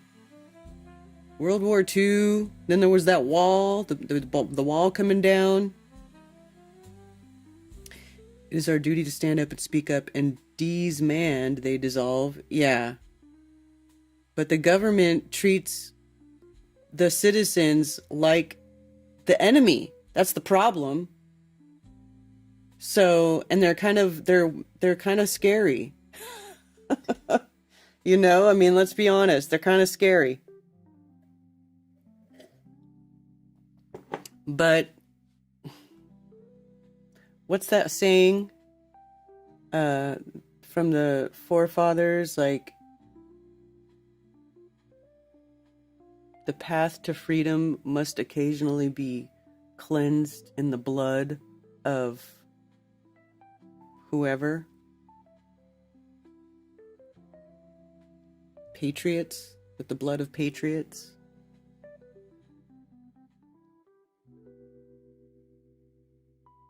Liberal celebrities and politicians are noticeably more talked about with pedophilia. Epstein knew many liberals. Well, and that whole ideology is pushed on the left side way more than the right. It is like, it's the opposite. But also, if you think about it, like, it is another way to polarize people, right? Like, they're so far left, like, with the transgenderism and the mutilation, the genital mutilation and the operations and the hormone therapies and, like, the mind effing that they do to people, and, like, making the women's spaces so that a man who has a fully intact penis can just say he identifies as a woman and then go into the bathroom and just stand there naked with a heart on, looking at all the women, and he's like, oh, but I'm a female, I identify as a woman, and, like, that's somehow in somebody's fucked up mind that shit's okay.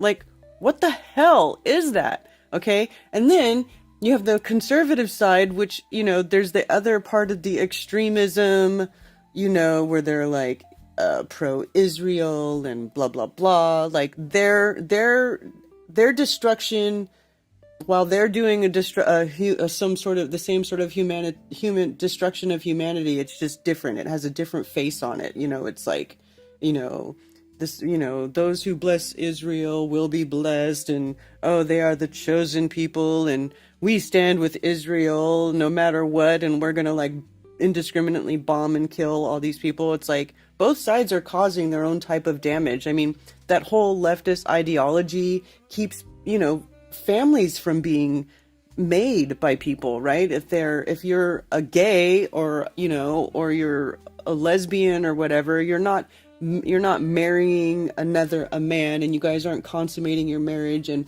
procreating in the way that humans were meant to procreate, like man and woman, to form a union, and then they have children together, and then raise the family together, and then those children, being raised in a good family, go off and have their own family, and they do that too, and so on and so forth. And so life is perpetuated that way, right? But if nobody's having children, or people feel okay to just abort their babies, or whatever messed up shit they're doing, and then then they go, oh well, we're adopting somebody's unwanted child, and then they mind f this child, and that child doesn't really grow up to be a sort of productive member of society either, because they're so damaged by being raised by damaged people.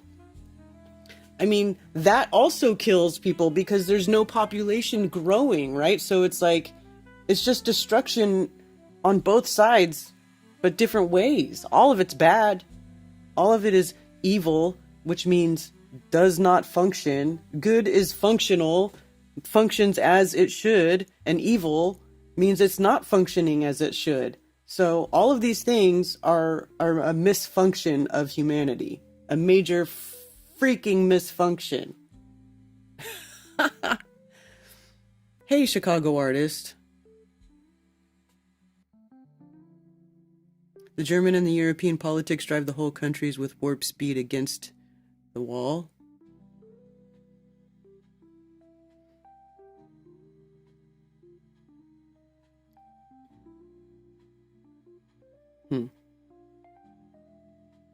It has reduced the birth rate, which affects the economy. Right? Because we're supposed to go forth and multiply. Like, that is our purpose. That's our purpose. Right? Ultimately, I mean, we do all kinds of other cool things as well. Create things, build things, make music, make art, build businesses, farm, raise animals for industry, or for not industry, but like for raising cattle, for beef. We also do all these other things, but ultimately the whole point of it all is to perpetuate life, and all of these things that humans build and maintain don't get perpetuated if we don't have more humans and raise them and teach them to keep doing stuff, right? Everything's just stops.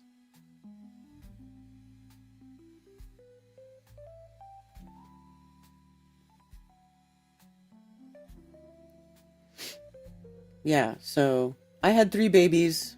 I replaced myself in the world. Hopefully they, they're not old enough yet. Well, one of them is an adult. My son is 22, my oldest son. But I would like to see them, get married and have families. My wife raises beef. Yeah, man. Hump. I would like to raise beef. I don't have the correct property for that, though. I couldn't do that here. But I would like to.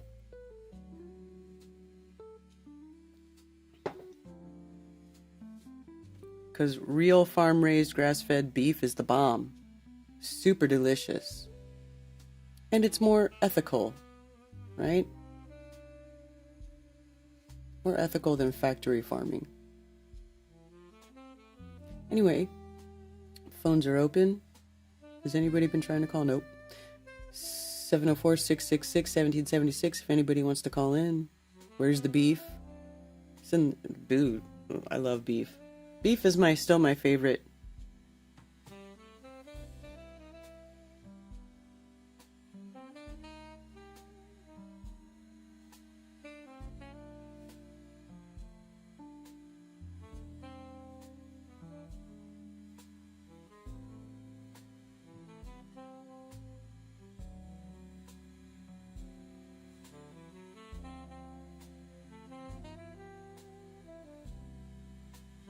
Candace Owens met her husband George Farmer in December 2018 at the launch of Turning Point UK. 17 days later, they got engaged over Skype. How do you get engaged over Skype? Is that really a thing? George was the former chairman of Turning Point UK and the former CEO of Parler and Parliament Technologies. As we know, Turning Point UK and US is a Zionist-run media outlet. Yeah, absolutely.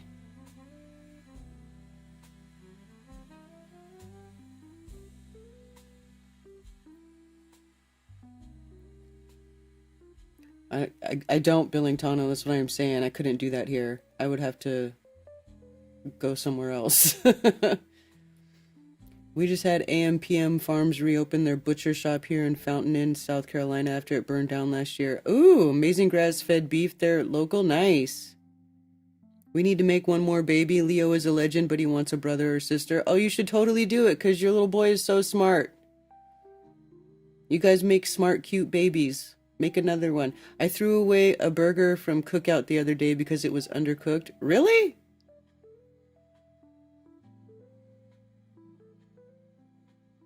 $45 for one porterhouse. Expensive but good. I bet it was really good. I bet it was. I like to get beef from the local farmers at the farmers market. It is more expensive. It's definitely more expensive than anything you're going to get in the grocery store. But damn if it ain't, like, many times better. The beef is just, I don't know what it is. Happy cows taste better. You don't eat pink beef? Tommy, dude, that's the best way to eat it. I gave Ted raw beef. I cooked a brisket, and I was, like, trimming it so that it would fit into my pan. And I had this slice of raw brisket, and Ted was like, oh my God, that looks so good. I want to eat it right now. And I gave it to him, and he ate it raw. He just ate it. And he was like, oh, it's so good. Now, I don't know that I would eat raw beef like Ted just did, but I like it rare. Like it just a nice sear on the outside, pink in the middle, super juicy. Easy to eat. Well done beef is too hard to chew on. $100 for a good horse meal in the 90s. Horse meal?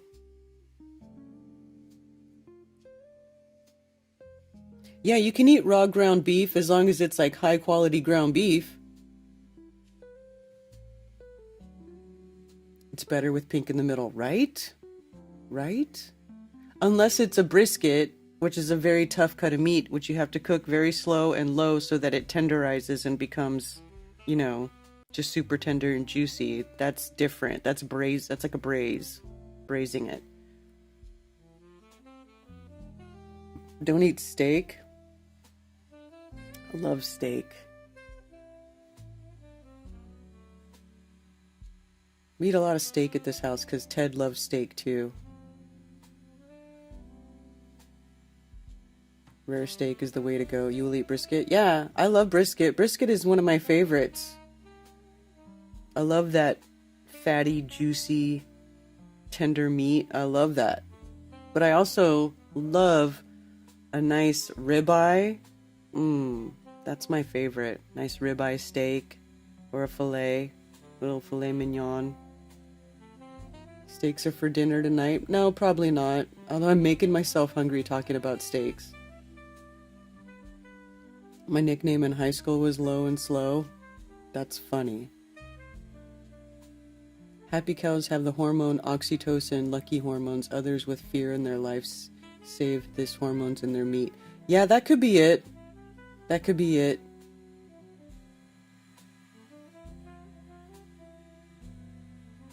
Poor Ted. Ribeye. Oh. Now you're making me feel guilty. Okay, maybe I will go to the store and get him some steaks for dinner. We'll see.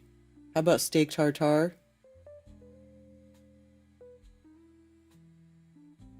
Braised beef spare ribs.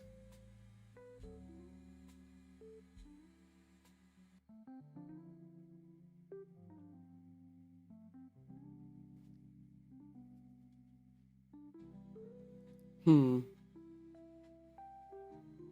We'll see. Maybe I will go get Ted some steaks for his birthday dinner.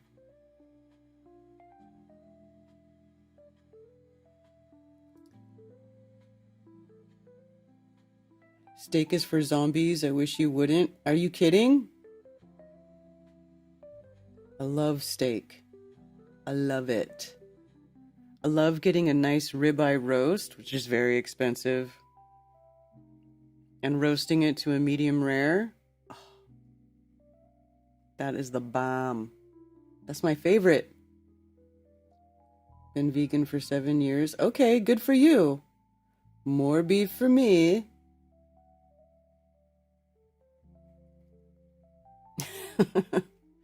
Do you guys remember me telling you that guy, Martin Kinney, who got all popular for talking about cosmic egg theory or whatever, and he built this like little model, and then like he totally went off the deep end and like started forming a cult and telling everybody that he was Copernicus reincarnated or some shit, and he went all vegan and started this little colony, and he said that if you eat meat, it's like you're in a blood cult, and it's the same thing as drinking the blood of children. I'm sorry, but eating a steak is not the same as literally drinking the blood of human children. That's insanity talk. That's insanity talk right there. It's just not. Carcass Cruncher guy. Oh, that's Santos. He says Carcass Cruncher. Bum-eater. Carcass Cruncher. You're a bum-eater. Yeah. My food was vegan. What food was vegan? Where? Ancient recipe cooked with Antiquitech. Angry snake meat costed a lot of money in the Philippines. Sous vide brisket is awesome. Oh. I bet that is. I do not have a sous vide machine. Oh, your beef? The beef was vegan? That's funny. Timu Chong.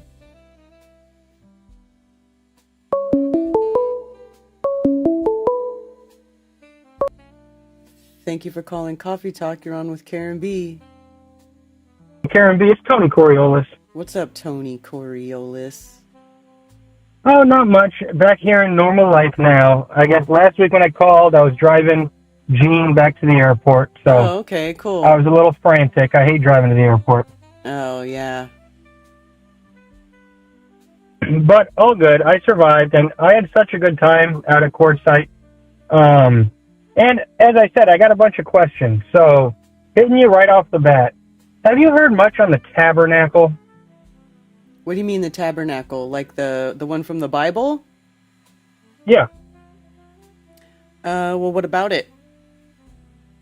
So there was a guy who did a presentation, and then I've been watching some of his videos just because he was really cool. His name's Andrew Hoy. Yeah, Andrew Hoy was at a couple of Flattoberfests. He brought his little tabernacle model, and he had it on a table, and yeah, I know who you're talking about. Yeah, I really did like him a lot, and I guess the thing he's having to go back and forth with people on is he takes the approach that it'd be a circular tabernacle, and then a bunch of other people say it's like a rectangular looking thing. Yes. And he was not over boring with it, you know. He was just honest with it, and he had his thoughts on it, and I told him I'm not that religious, but he's fine. He's not like down your throat with it. I just really liked how he goes about it. But do you have any thought on that? I at least just liked his take. But it's the first time I heard of the tabernacle myself. I'm not that religious. Well, it's described in the old or in the Torah, and so there is some chapters where Jack and I read their description of it and like the very specific type of materials that they want you to use for it. Like so many things have to be made of gold, and other things have to be made of silver, and other things have to be made of brass. Like it's very specific.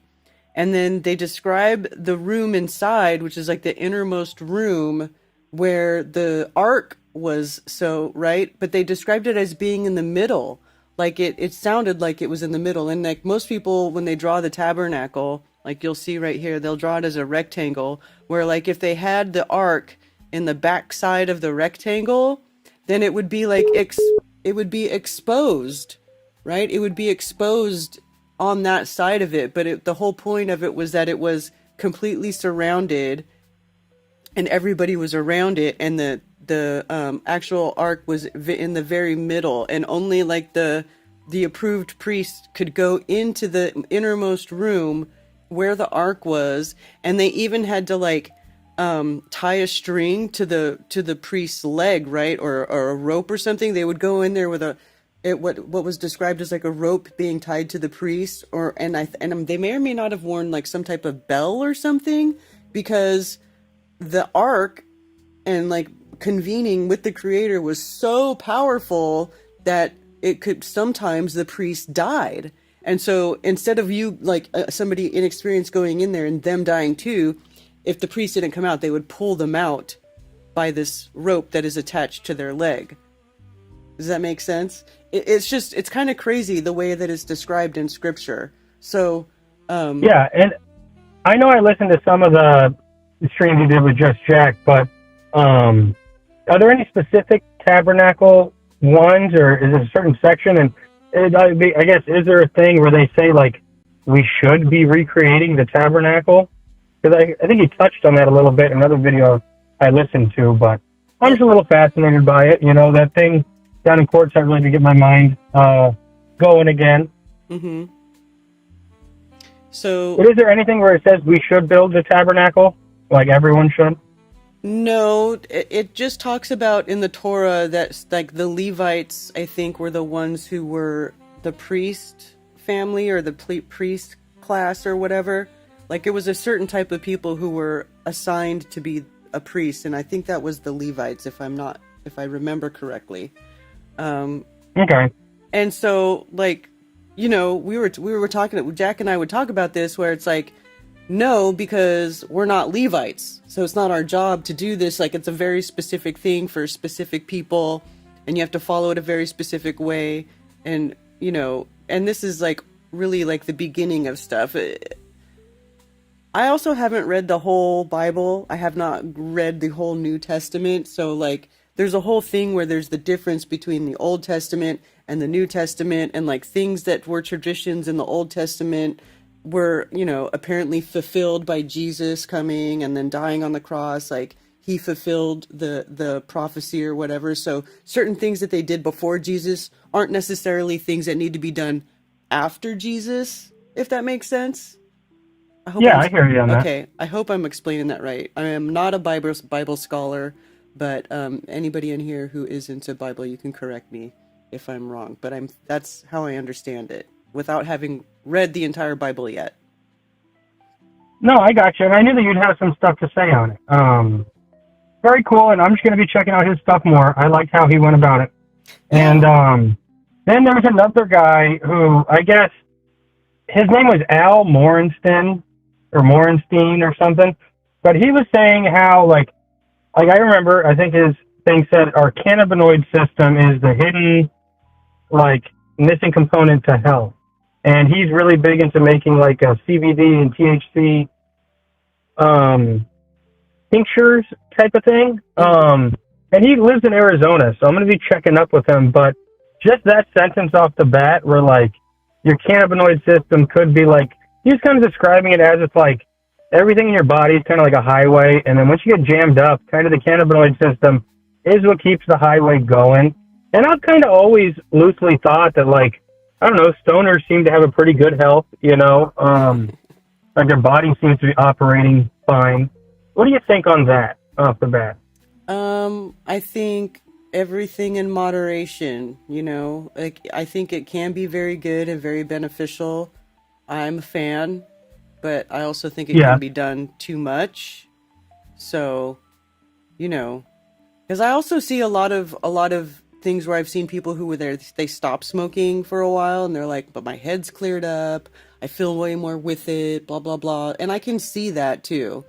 So I think it's just whatever. I would say moderation is good.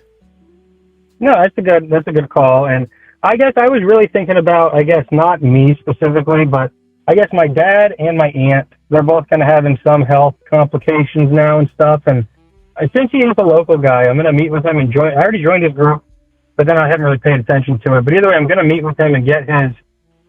He had the 2 full spectrum ones that he ran out of there, so I'm going to connect with him and just kind of update if I see any positive changes with them, because I feel like, I don't know, I don't think my dad's smoking weed and I don't know about it. I know my aunt did, and then she stopped smoking cigarettes, and I imagine also stopped, I don't know. So I'm going to update on that. And then the guy with the moon who was talking about the Sabbath, what do you think, I'm sure you've heard stuff on predicting the Sabbath date and when you, like, I mean, it's not like they're hitting us straight with the Sabbath day. Do you have any thoughts on when Sabbath is? It's a complex thing, and the calendar itself is a complex thing. But do you have any leads on anything? Well, I think the Sabbath is on Saturday. Do you mean like that, or like, I don't know that it necessarily has much to do with the moon. You were saying that it did have stuff to do with the moon. Well, yeah, calendars are very complex. I mean, it's very complex. They are. They get very complex, and there's like so many different types of calendars, and they all work, you know. It just depends on how you want to measure time or keep track of time, or, you know what I mean? I just feel like it's very like subjective. But as far as like the Sabbath and like the word Sabbath and Saturday and like in Spanish and Italian, like sabato is Saturday, which means Sabbath. So linguistically, like etymology wise, I would tend to think that the Sabbath is Saturday, not Sunday. But whatever. Like I'm not like. Yeah, well, actually, no. I think he was kind of saying something just exactly similar to you. But then when he was saying about the moon, he was. I mean, right off the bat, I know that I've called here before talking about how like the lunation of the moon is 29 days. You know, it's not 28. Right. As everyone says for that. Yeah, This is the calendar that we should go off of.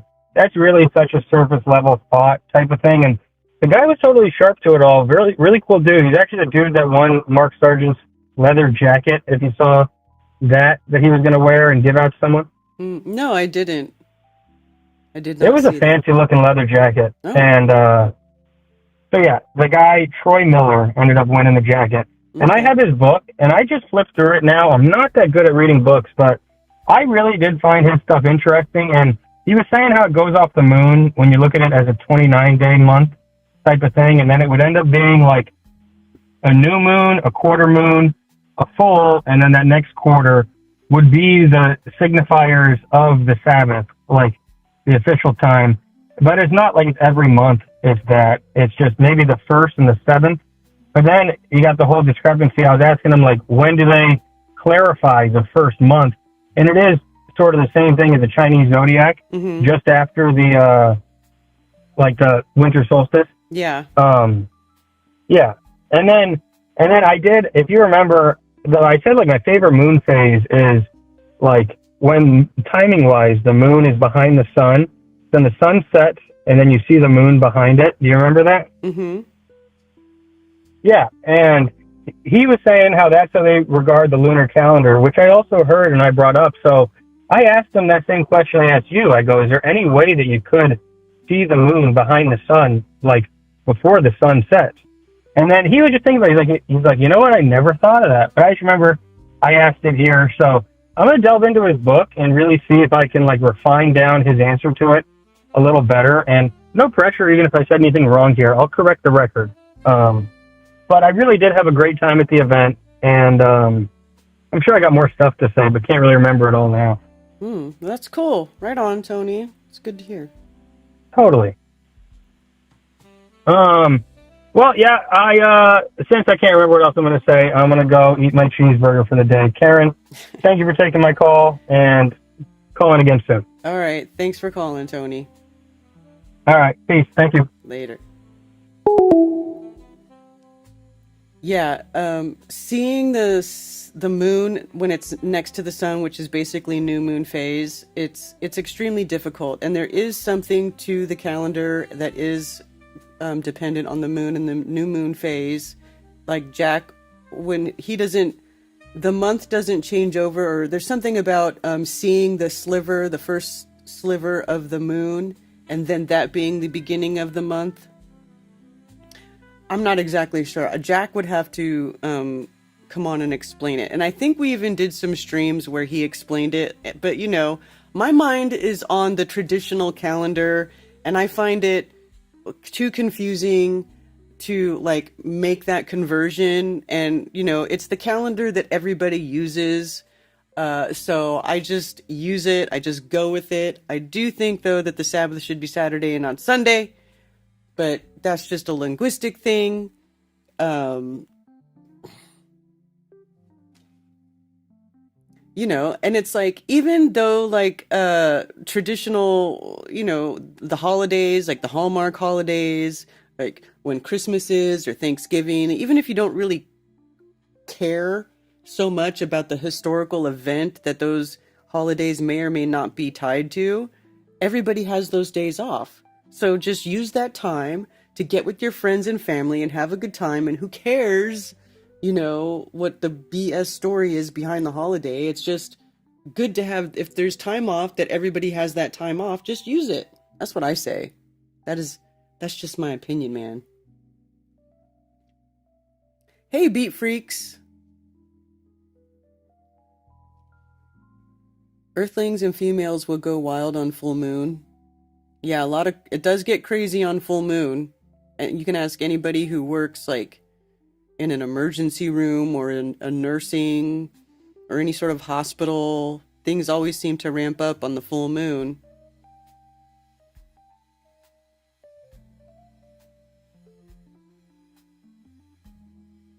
Medical grower for years.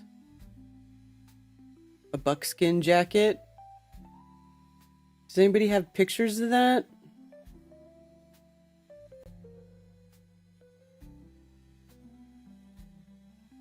Some women like fine wine, some like ganja, some like it all.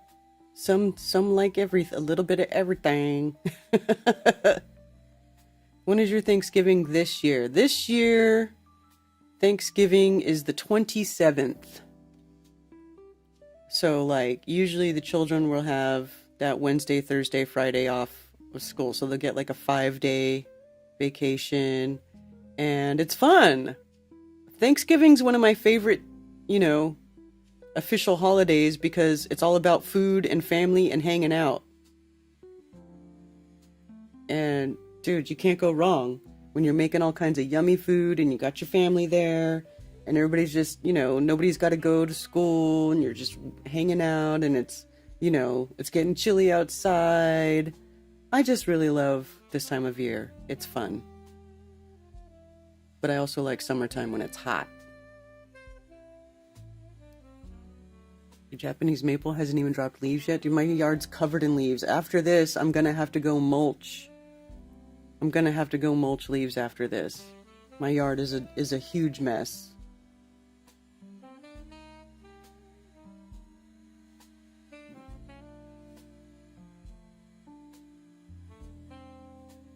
Canada already had Thanksgiving. It's weird that there's a Canadian Thanksgiving. Like, that just makes it feel like fabricated too. It's not even for the same thing. It's like, what, they had the exact same event happen, but just on a different day, and so they have a Thanksgiving too? Like, what is the Canadian Thanksgiving like? Let me see. What is a Canadian, if I could spell,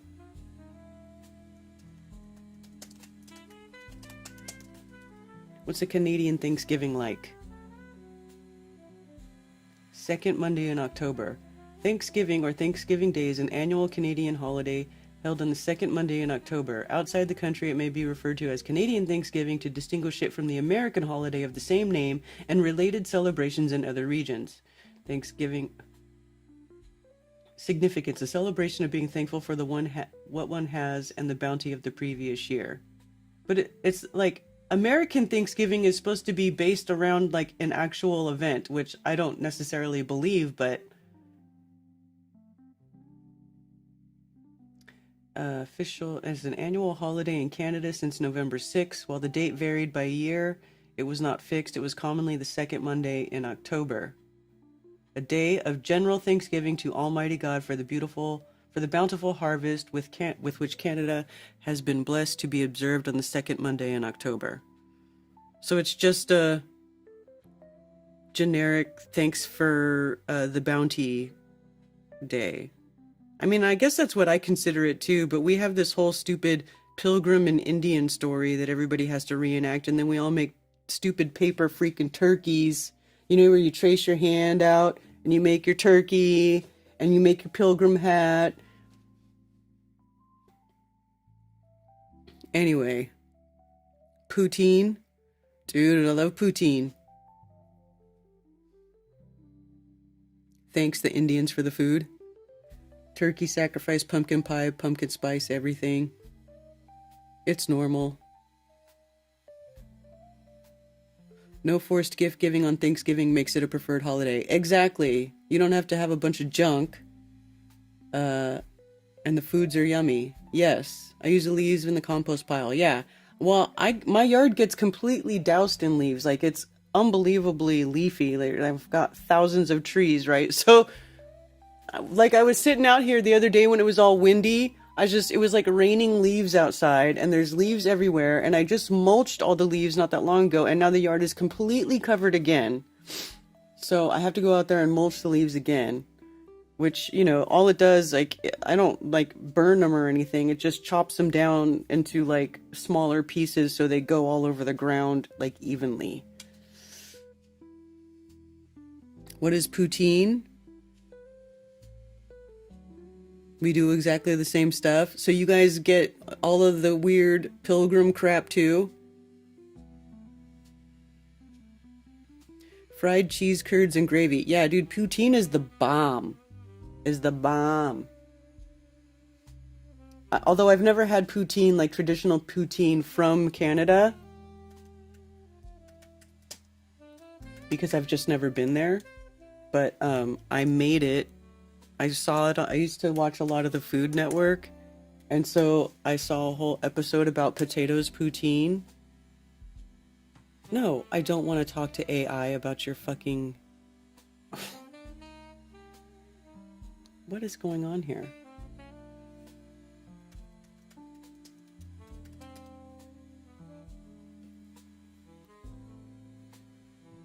So here we go. So you get cheese curds, fries, and then you make a gravy, and you pour the gravy over the cheese and the fries. I mean, I love potatoes and cheese. I love potatoes and gravy, and this is like all of it together. Like, it's the best. It's just the best. We should have a potatoes poutine day here, you guys. Now, I don't know if I make it right, but it tasted good and I liked it, so I'll just say that. And it looked like that. Just gravy with cheese curds and fries. And I got these I can get these cheese curds that have like spicy seasoning on them because I like spice too. So, greetings from the Dollar General. Snot gross, so good. Who said it's gross? Are you mental? The poutine in Montreal is the real deal. I would love to go there just to have potatoes poutine because I love it and I want to have it the real way so that I know how to make it even better. Mac and cheese. Oh, it's so good. First seen poutine on Cowboy Kent Rollins' cooking channel. Stuffing.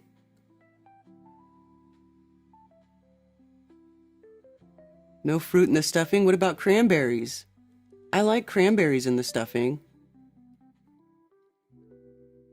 Cranberries add that little piece of like juicy tang. Come on. A little bit.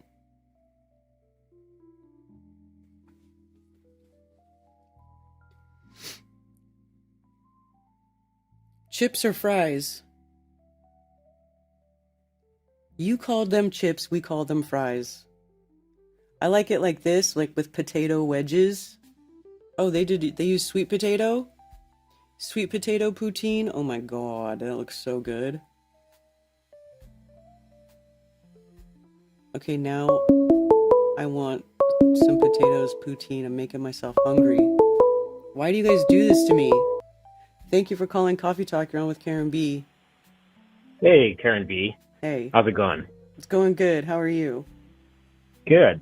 Hey, I think the big picture with Epstein Island is that it's a Mossad operation, or was, Mm-hmm. and they're just desperate to keep that aspect covered up. I'm not saying pedophilia isn't horrific and should be punished, of course, but it's the bigger picture that Trump's terrified, and all of his heavily Zionist cabinet are desperate to keep covered up. Yeah. That it's a Mossad operation.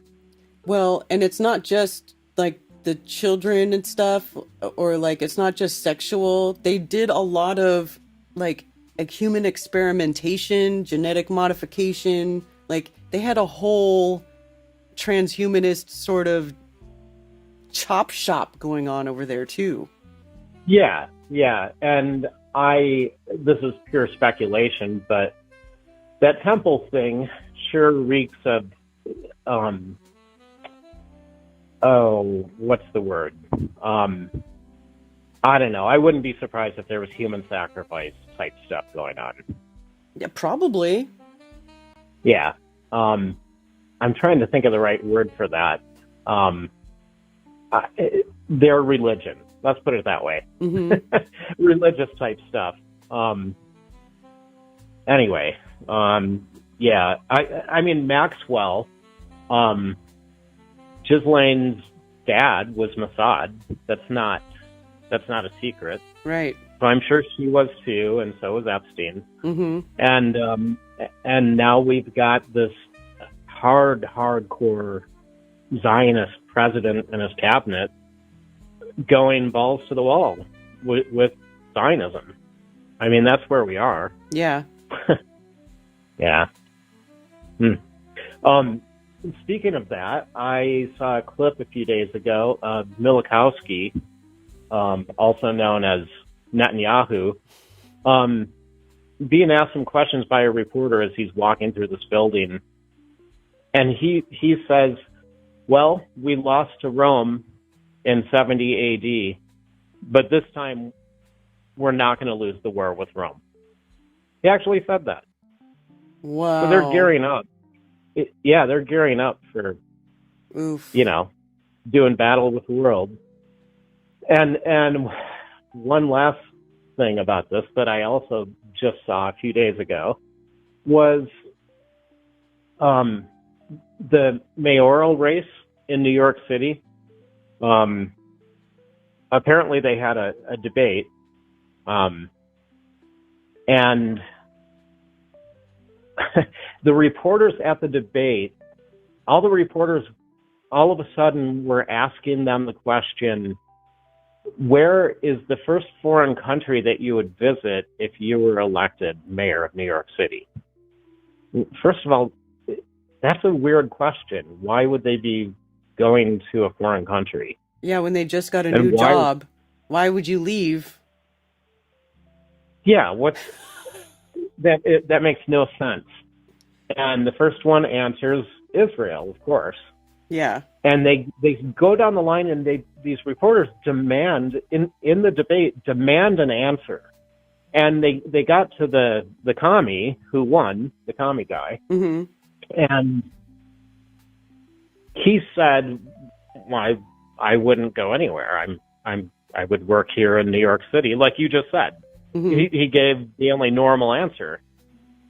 And the reporters went after him. They went off. I couldn't believe my eyes and ears. They just went off on him for not going to dry hump the wall in Israel. It was insanity. I couldn't believe it. I couldn't believe what I was seeing. It's crazy. It's just crazy. That is crazy. I thought I saw a whole bunch of pictures of him with a bunch of Jewish leaders. Like, Yeah, he did say look at in him answer here. to that question. Here's him and Alex Soros. Right. I'm not saying he's not, gonna help the Zionists. But he did stand up to the question about going to Israel, and he did try and keep them at bay by saying, yeah, I'd stay here in New York City and do my job working for New Yorkers, but I would work closely with the Jewish community, of course. Mm-hmm. So he did that number. But I just couldn't believe that we now just openly do this. It's just bizarre. It's just bizarre. It is bizarre. And concerning. Yes. But what are you going to do? I don't know. All right. Oh, my God. All right. Thank you. Happy birthday, Pat. Yeah. Happy birthday, Ted.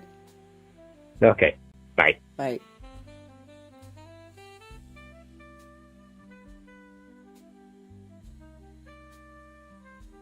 Oh. I was trying to answer the other call, but they hung up, I guess.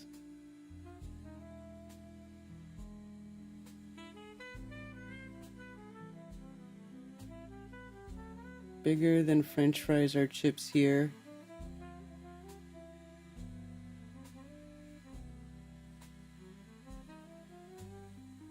Chips are junk food and fries are considered part of a meal.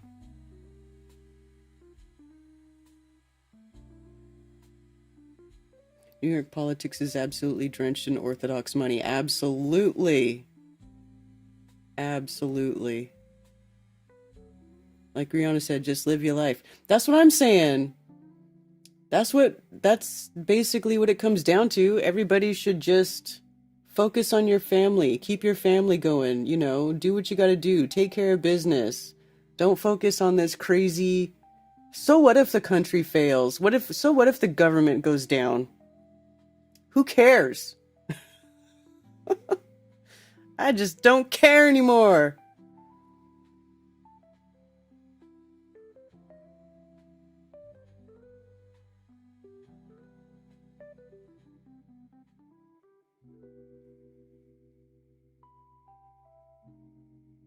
And I think the Zionist meltdown over Zoran Mamdani is fake. That's phony. That is phony shit.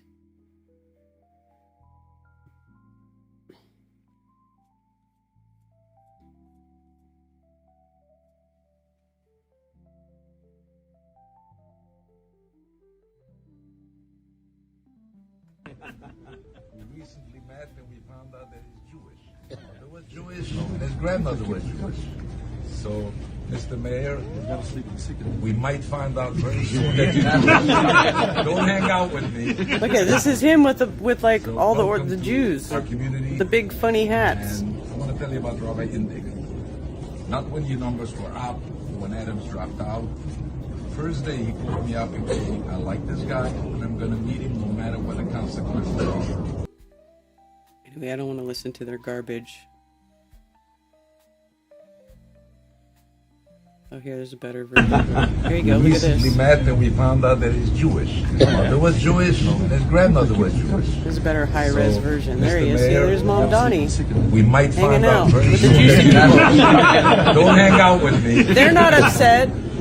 So welcome to our community, and I want to tell you about Rabbi Indig. Not when your numbers were up, when Adams dropped out. First day he called me up and told me, I like this guy, and I'm going to meet him no matter what the consequences are. Nobody's upset there. He told me after he met you, he told me... And he's got a yarmulke. Isn't that a yarmulke? He's sincere, and I believe he's going to be the best mayor of New York City, and I'm going to go with him all the way. So this is who Rabbi Indig is, and he represents us all. So congratulations. Why do we have to waste a few weeks on becoming the mayor of New York City? We hope you come back. We believe you will, and you bring along. Eric is going to show you the directions how to get here. You're almost here every week. If you're not here, ask Brad, David, everybody. So thank you for coming. It's an honor. Thank you so much. Yeah, look at the dude with the funny hat. Nobody's upset. That's what I'm saying. It's like a false divide and conquer.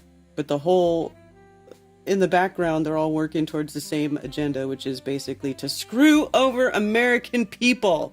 Screw over the American people. So, that's what I'm saying. You got to take care of yourself. Looks like my laundry basket.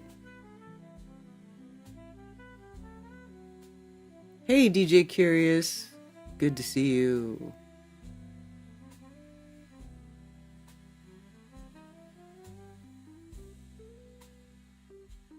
One of the reasons we left NYC. Big hats are the top. Yeah, man. So nobody's upset. They're not upset about Mom Donnie. Hey, what's up, Nathan? Thank you for calling Coffee Talk. You're on with Karen B. Karen, how are you? Good. How are you doing? Oh, pretty good. Hey, a couple of stories for you may not have heard of. Okay. For your audience. And I want to ask you a question about the sun. Okay. Well, did you see the chick who planted the January 6th pipe bombs? Yes. They caught her by her gait, how she walked. Is that... I didn't look at too much of it. I just briefly saw a post, and it's like, this is the J6 pipe bomber, and then like they had... It was like she was like a cop, or she was in the military or something, and they had like all these pictures of her, and then the picture of like the surveillance. The DC police, and then she was promoted to CIA after planting the pipe bombs. She was a soccer player in college. She had a certain gait that they saw at the January 6th Capitol building, how she walked, and they used AI to figure out that was her. It was just a story I don't think enough people have seen. You know what I mean? Obviously, it was a psyop. Right. And, 200 FBI and undercover police. 275 FBI agents. Like, that's a huge... How many? 275 FBI agents. Isn't that crazy? It's insane. That makes me wonder how many people are working for the government in the United States, how many Freemasons there are, how many CIA, FBI, NSA, how many are there? You know what I mean? In the millions. Well, I don't know if it's in the millions, but they certainly got a lot of them, and they sent them all to the Capitol on January 6th, that's for sure. No, right? Oh, it's crazy.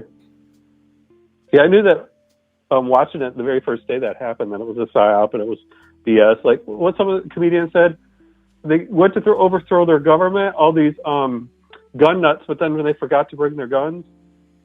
Yeah, and then all the people who got arrested are the people who weren't on the payroll of the FBI, probably. They're like, well, you guys weren't supposed to be here, so we're going to make examples out of you, and or whatever. Or maybe they were part of it. Who knows? I mean, don't you think it's crazy that Nick Fuentes was there with a bullhorn, like basically saying all kinds of insightful stuff, and he's like never got arrested. He never got in trouble for any of that. Meanwhile, other people were in jail for like years over it. Oh, no shit. Nick Fuentes was there? I had no idea. Yeah.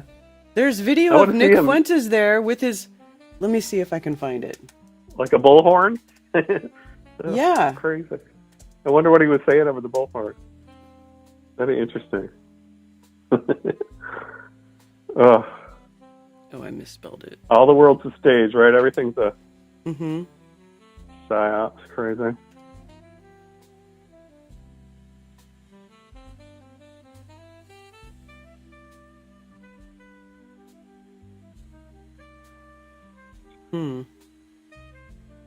It's not bringing it up for me. It figures. Let me see. Top.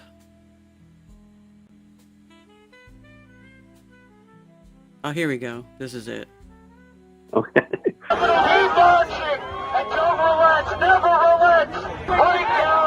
Yeah, do you think he's a fed to an agent, Nick Fuentes? See, he's saying, like, never relent. They should live in fear of the American people. Blah, blah, blah. But, yeah, here he is. He's, like, on the steps with a bullhorn, yelling at everybody.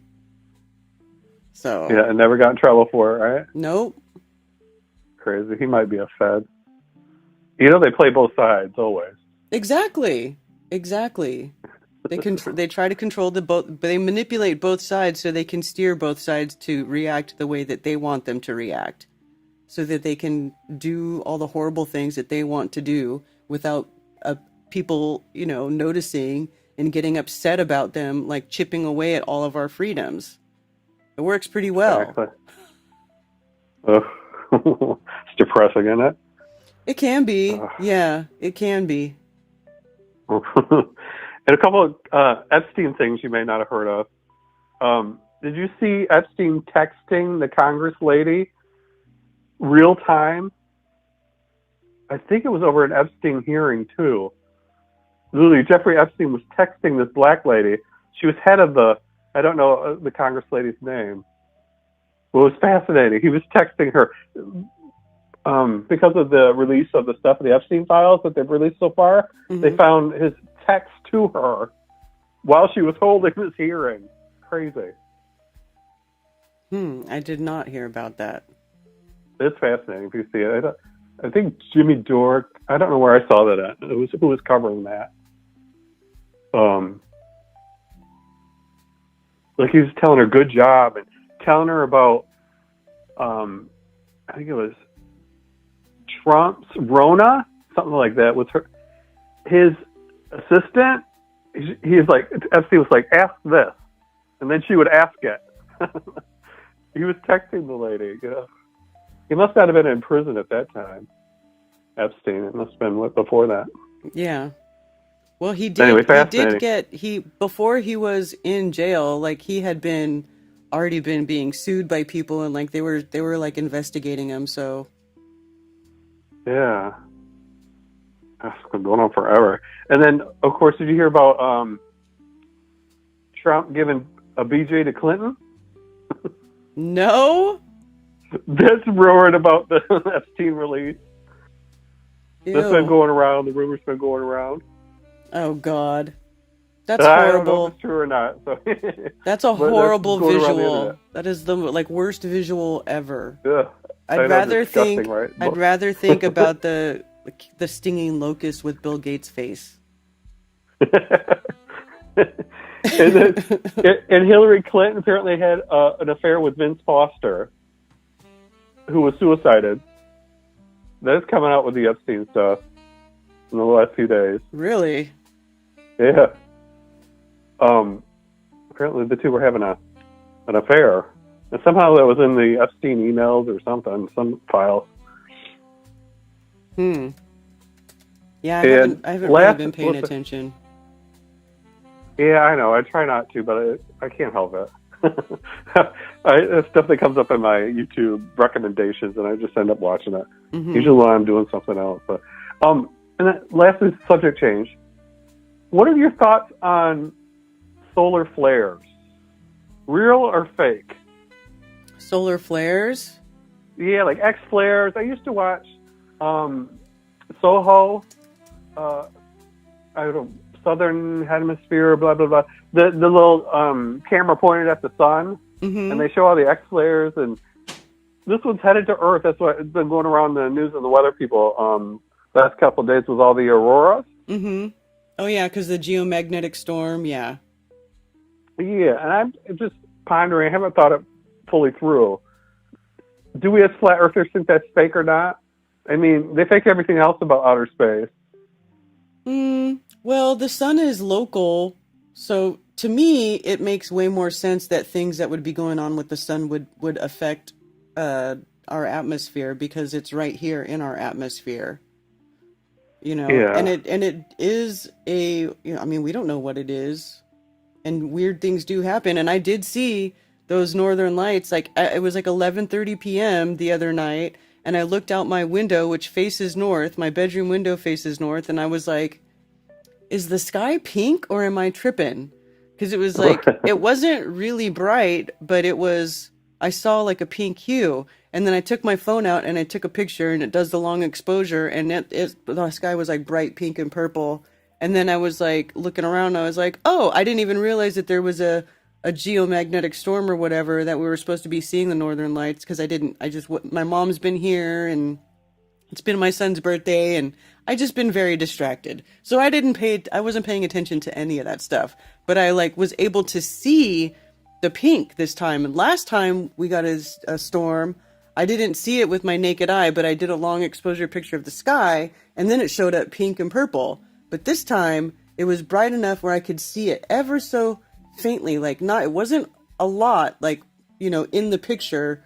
It was very faint, but it was still pink, and I was like, that's so weird, which made me take a picture, and I saw that, oh, we're seeing northern lights. So I think that it's just part of the sun cycle, and like the magnetic field of Earth expanding and contracting and like doing its thing. I mean, it's alive. This place is alive. So every 11 years the solar maximum, and I just the pictures of Soho and showing the flares coming off the sun, they could fake that. So I don't know. I was wondering about your ideas on if that was real or fake. If they could fake what part of it? Well, the photo, the actual live stream. I don't know if it's a live stream. I used to always watch spaceweather.com, and during the last solar maximum, I would always watch it. Oh, another X flare is coming. Radio communications may be disrupted. It can. They've even said way long in the past that it knocked out electricity, the power grid. I don't know what year that was. In the 60s? I don't know. Can't even remember. But big X flares can do damage. But they fake everything else about space. And I wonder if this is a comet's going to hit us, an X flare is going to hit us. If that's another. I think it's real. I just think it's part of the cycle. I just don't think that it's like anything we actually need to worry about. Yeah, I agree. I would say that. Yeah. So you've never seen it with your cameras or anything pointed at the sun? I guess they filter out the sun and look because at the corona. Well, I only have like a camera, like a P900 with a solar filter, which blocks out 99% of the white light, and you're just basically seeing the disk of the sun, and you can see sunspots and stuff. But I don't have. You need that H alpha filter, like what Crow has, where you get that hydrogen alpha spectrum, where it's like basically looking at through a different spectrum, and if you want to see like all those little wisps and flares and stuff, like I just. It's not something you could see. Although I will say, during the eclipse, the last eclipse, when it was totality, you could see the little prominences, which I guess that's like I don't know if that's considered a solar flare, but it's like where the little wispies that come off the side of the sun, like I could see that with my bare eyes during the eclipse. So I was definitely doing Yeah, pretty much those are flares. Small ones to big ones, yeah. Yeah. So I could see how it could be real, but I don't know. But then they try to tell you, oh, this could happen, all this bad stuff could happen. They always try to make people be afraid of shit, Exactly. I just don't think that. That's when my Spidey part sense goes off. I'm like, this is probably bullshit, too. Yeah. Yeah. I just wanted your thoughts on that. And one thing, I wasn't going to say that. AI, don't use it, right? As flat earthers, we have to stop it. We have to not use it. We have to turn away from it. And Real ID and all of that progression. Mm-hmm. I know Mark Sargent's using that a lot for his graphics. Yes. Not even that. I just think we should reject it all completely. Well, they don't know how to use Photoshop. Like, they don't have any of that skill. They didn't have any of that skill beforehand, and that's what AI is for those people who don't know how to do it. It's easy, it's pretty cool, but I still think it's like a slow progression into it, you know what I mean, where we become used to it. Mm-hmm. I say reject it all outright. Anyway. And Real ID, people traveling all over, I'm like, there's nowhere I'd want to travel to get a Real ID or facial recognition, whatever, you know what I mean? Like, but I'm able to do that, Anyway. Mm-hmm. Yeah, sorry, I'm rambling. I just wanted to tell you about that. And get your thoughts on the sun. See if that was fake or not. Yeah. No, I think the sun really does stuff. I just don't think the sun is trying to kill us in any way. No, I don't think so either. Or it would have already. Yeah. Yeah. All right. Well, great talking to you, Karen. I'm glad you're feeling better. All right. Yes. Thank you. Thanks for calling. All right. Have a great day. You too. Bye. People on LSD can see the sky grid. I've never done acid before, though. I've done a ton of acid, and I never saw a sky grid. But I did see some crazy stuff. I allegedly may or may not have seen some crazy stuff with dimethyltryptamine. But, you know, that stuff's crazy. Woo! I heard all the green solar flares triangulate back to Flat Earth Farms.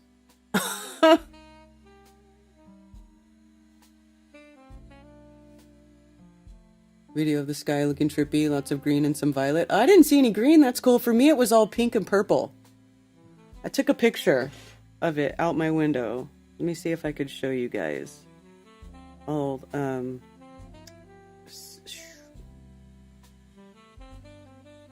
I gotta go to my little chat where I send stuff. And I will show you what I saw.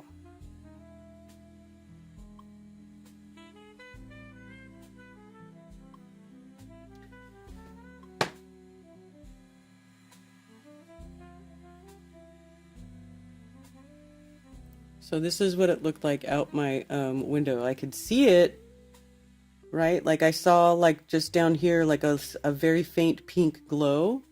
And then when I took a picture, it looked like this. It looked much brighter because the iPhone does a long exposure. So this is what it looked like out my bedroom window when we had that geomagnetic storm. It was pretty trippy. Pretty trippy. But that's what it looks like when I see it. Well, although that's not with my eyeballs. That's with the camera. With my eyeballs, it was very faint. But I could still see pink, which is cool. Because last time I was like, I don't see shit. I don't think there's anything going on. And then I took a picture and it was all pink.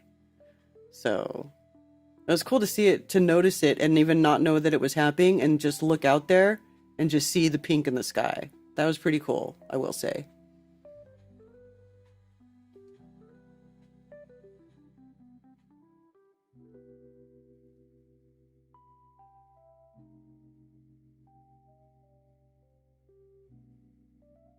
Grids and big X's.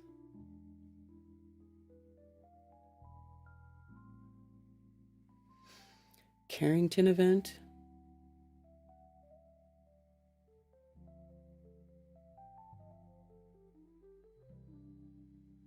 Then had court, trippy. That's funny, Bill.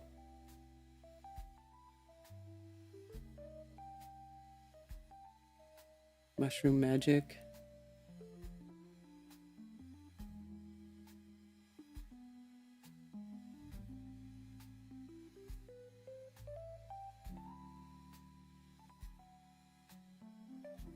Some people are saying it's HARP. But I'm pretty sure people saw Northern Lights before HARP existed. Everything. People say that everything is something nefarious happening, and actually some of it is just nature. I mean, the Northern Lights are so pretty. It's not a bad thing. Like, nothing bad is happening. Nothing broke. You know what I'm saying? Like, nothing broke. We're okay.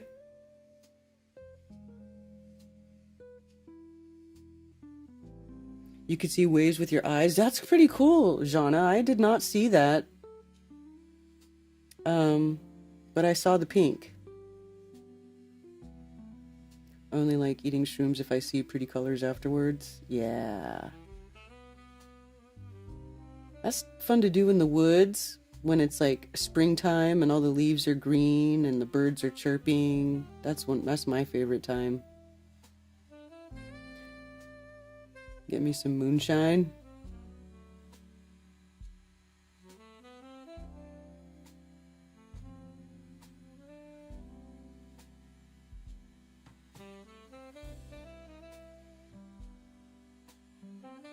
Shrooms make my stomach do odd stuff. Not good. Bill Wheel.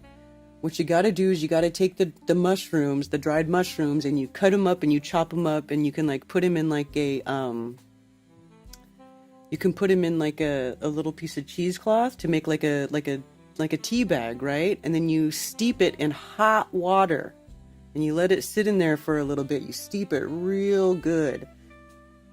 And then you put lemon and ginger and a little bit of honey, and then you drink that tea. And I'm telling you, it'll be just fine. Because ginger is really good for nausea, right? And the lemon and the ginger and the honey hides the kind of gross flavor of the mushrooms.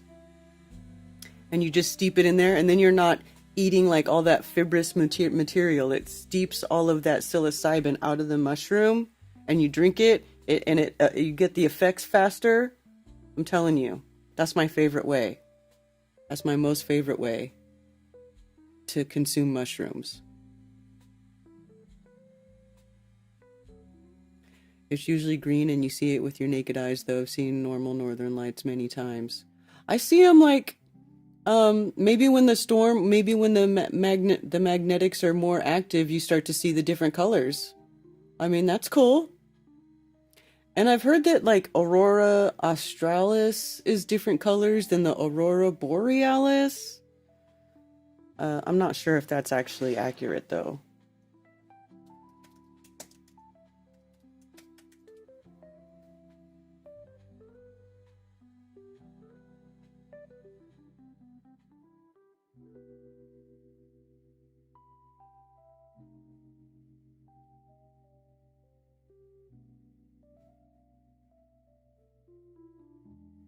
This is telling you when you're going to see it, but I want to see,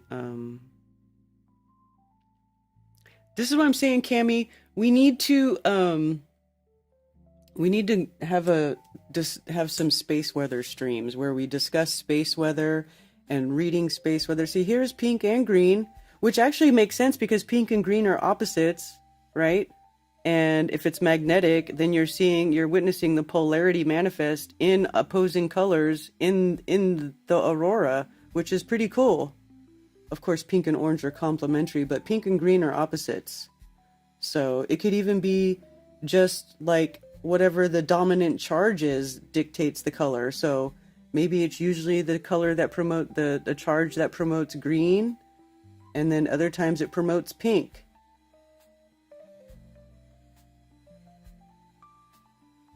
Interesting. Red and yellow also considered opposite colors, essentially.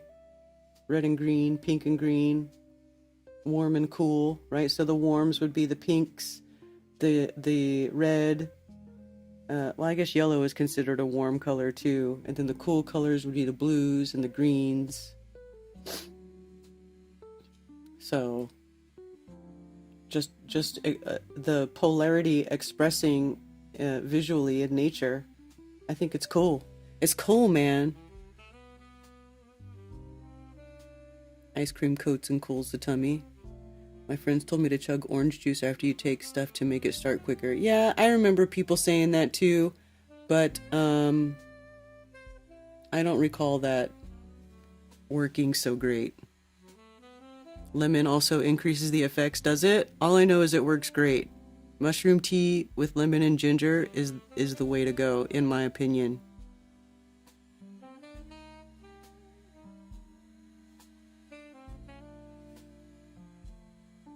Never seen it just pink before? Well, I'm also way far south. So it could have something to do with my location and what I'm seeing too. Like, Jana lives further south than me, and she's saying she saw green. So I'm like, why didn't I see the green? Was the green towards the bottom of the sky or the top of the sky, Jana?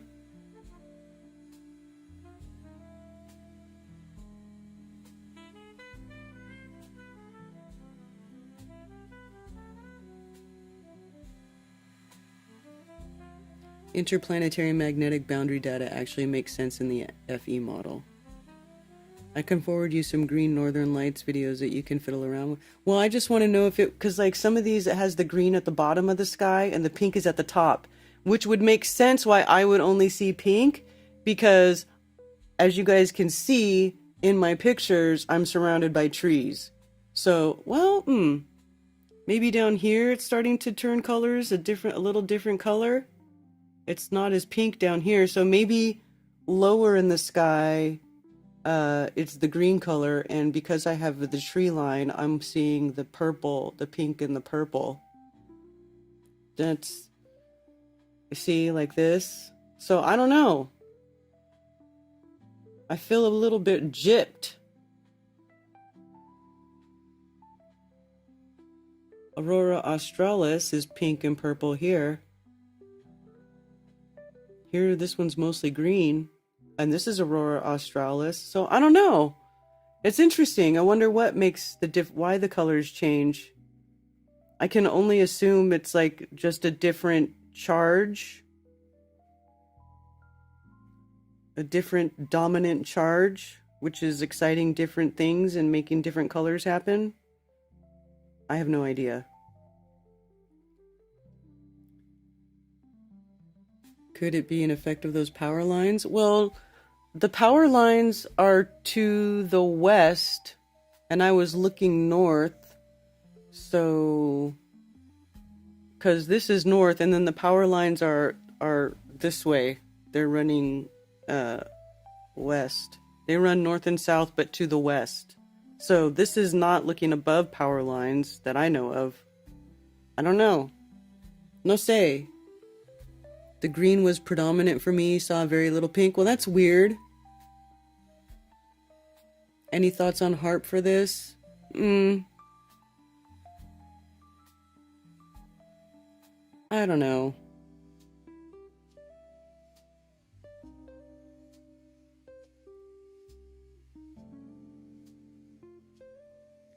Corey Barbie is back on YouTube. He's exposing the Three-Eyed Atlas in the Vatican with Pharaoh. Huh?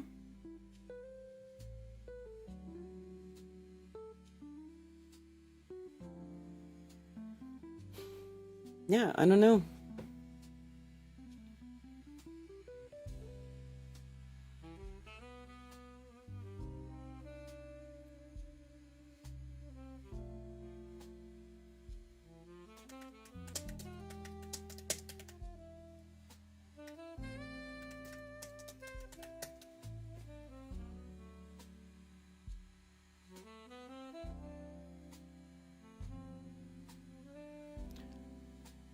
History of aurora sightings. The northern lights have been fascinating mankind since at least 977 or 957 BC. So, for thousands of years, people have been seeing the aurora lights. References to the aurora have appeared throughout history, even in Stone Age cave paintings dating back 30,000 years ago. Okay, yes, Stone Age. In his book Meteorology, written over 2,000 years ago, Aristotle described the aurora, saying, "Sometimes on a fine night we see a variety of appearance that form in the sky chasms, for instance, and trenches and blood-red colors." Earliest known recording of the northern lights happened around 679 to 655 BC. Assyrian astronomers inscribed an aurora event in cuneiform tablets. Biblical accounts of the Hebrew prophet Ezekiel described a vision that some scholars say resembles the northern lights. Babylonian king Nebuchadnezzar too noted an aurora in his astronomical diary dated 567 BC. Even in AD 34, Roman Emperor Tiberius Caesar dispatched men to the Italian town of Ostia, thinking it was burning in flames. It was not, and instead the aurora glowed overhead. It wasn't until 1619, though, that Galileo Galilei coined the term aurora borealis, derived from the Greek words aurora meaning sunrise and boreas meaning wind. The Greeks believed Aurora to be the sister of Helios and Selene. Helios was the sun, Selene was the moon. It was Aurora who raced her beautiful chariot across the sky to alert her siblings to the dawn of each day. Later on, Henry Cavendish recorded the first scientific observations of northern lights in 1790. Using triangulation, the French-born English scientist determined the aurora borealis occurred approximately 60 miles above the Earth's surface. It was a British astronomer, Richard Carrington, in 1859 who linked the aurora borealis with the sun. And even though Norwegian scientist Christian Birkeland in the early 1900s was the first to explain what caused the northern lights, Benjamin Franklin also had a theory. On a ship sailing across the Atlantic, he noted a concentration of electrical charges in the North Pole that intensified by snow and moisture caused the lights. From cave people to the King of China, from Roman emperors to our founding fathers, humankind has long looked up at the aurora in awe and documented proof of it. So that's a little article on the history of aurora. Let's see. New England Historical Society. Let's see what else. The Great Northern Lights Panic of 1719. Wonder what that is. Let's see. A spectacular Northern Lights display on December 11, 1719, sent New Englanders screaming into the night. It also inspired Puritan ministers to publish detailed descriptions of the phenomenon. New Englanders hadn't seen much of the Northern Lights up until then. Come on. There had been a dearth of solar activity for about a century, though the Northern Lights weren't completely unknown. During the 17th century, Governor John Winthrop and Chief Justice Samuel Sewall had described in their journals borealis-like phenomena. Excuse me. Still, the Northern Lights were so uncommon that their unexpected appearance in December 1719 alarmed the citizenry. In 1836, Regent's Report of the State of New York reported that the Northern Lights caused such terror there was a suspension of business, all amusements, and even sleep. Many people thought the nighttime display portended the Day of Judgment. The Everyday Book of History and Chronology, published in 1858, reported that on December 11th, Aurora Borealis first noticed in this country and filled the people with alarm and consternation. It was, of course, viewed as a sign of the Last Judgment. So they thought it was like a sign from the sky. They were like, oh my gosh, the sky is opening up. We're all getting raptured. Witnesses described an amazing display. It started with a brightening of the sky in the northeast, then spread from east to west, streaming with white flames. Stars could be seen through the glade of light, which undulated like the sea. Thick clouds glowing at the edges lay on the horizon. Later that night, the Northern Lights took on a dreadful appearance resembling a blood-red flame. When Judgment Day didn't arrive, the New Englanders didn't know whether divine providence was trying to reveal something through the wonders of nature or if there was a scientific explanation. So, these are all just internet articles, but basically there seems to be a lot of historical accounts of people seeing Northern Lights for thousands of years, so that would lead me to believe that HAARP is not responsible for the Northern Lights. Although I know people like to be all conspiratorial and alarmist, and Richie from Boston's gonna tell you we're all gonna die, because the Northern Lights are HAARP, they're gonna kill us all.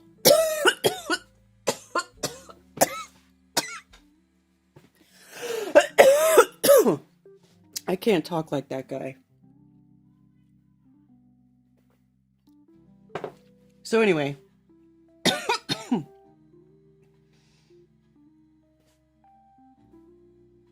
Like a cracked out chicken coop.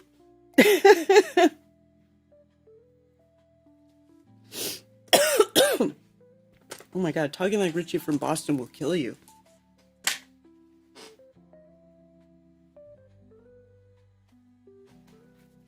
Twill kill you.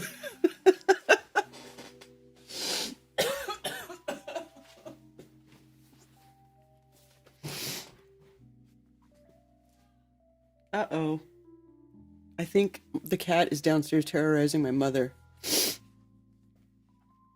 Kroger parking lot.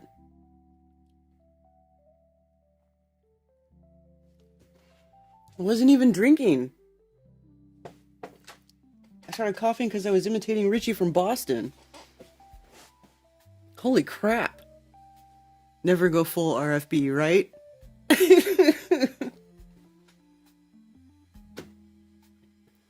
Anyway. So, sorry to be the boring conspiracist for you, but I just don't think that it's HAARP. I think it's just part of the natural cycle of this realm. This is why, like I'm referencing Cammie. I'm like, Cammie, we gotta talk about space weather and how it translates to the flat Earth. Because I didn't even really consider it until you mentioned it to me, and how you were watching You know, you always look at what the space weather is doing, and then it makes sense, right? With the magnetic field stretching or like increasing or decreasing or getting stronger when something's going on, like the whole dynamic interaction between all of the things and in the system, you know? So while most people don't understand it, it's easy to go, oh, it's HARP, oh, it's weather modification, oh, they're zapping us or whatever, which is kind of like, that adds to the depression and sort of like, I just don't like going down that road anymore because, you know, I just don't want to live life as like paranoid. We're thinking like everything that happens is some nefarious thing that's like oppressing humankind. Like if something is just nature or if it's just part of the cycle of the realm, then I would like to know that and just acknowledge it and move on and then not worry about it anymore. Right? So that's just my opinion. Sorry I didn't get to meet your mom. Well, maybe next time. First I thought the cough was part of the bit.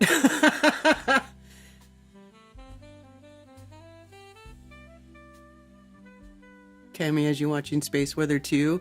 But everybody follows that freaking guy from Suspicious Observers, and he is a retard. That guy is so annoying. I find him so incredibly annoying.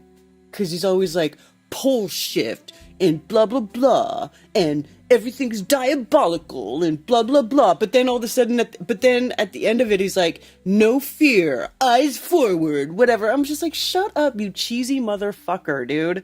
You are so damn cringy and cheesy.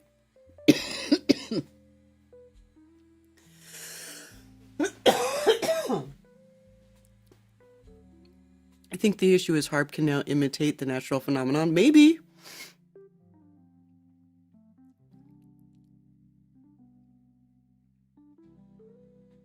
Still in the air, but yeah, but not for long. It's after 1 o'clock, and usually I start winding it down. I'm sorry, and I'm coughing. I don't want to be coughing in the mic on everybody's ear. Anyway. Is it not live on Rumble? Come on.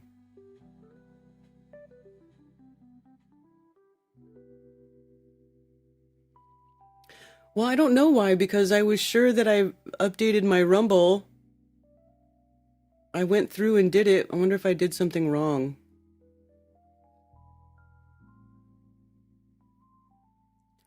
I thought that I changed it. Shit. What did I do wrong? I messed up Rumble, I guess. My malo. Me malo. Yeah, it still says upcoming. Oh, that sucks. Why didn't it work? I don't know what I did. I'm sorry, Rumble. I messed it up. You got the email notification that it went live on Rumble? Yeah, the stream is set up, but it's like not... it's not live. And I was sure that, like, Rumble, you have to always change the, you have to always change the stream key and update it, right? Like, every single time you have to re-enter the information. So I'm used to doing it, and I was sure that I did it. But let me see. Let me see if I can figure out what I did wrong. Although I don't really like troubleshooting when I'm live, but I don't understand why that didn't work. I was sure that I did it. Oh, it didn't save? I'm seeing now that it didn't save. Oof. Yeah, oh, horrible. It's my fault. I screwed up. User error. Usually is. It usually is user error. Oh, Twitch. There are who really knows how many HARP CERN facilities all over this realm. Let's see.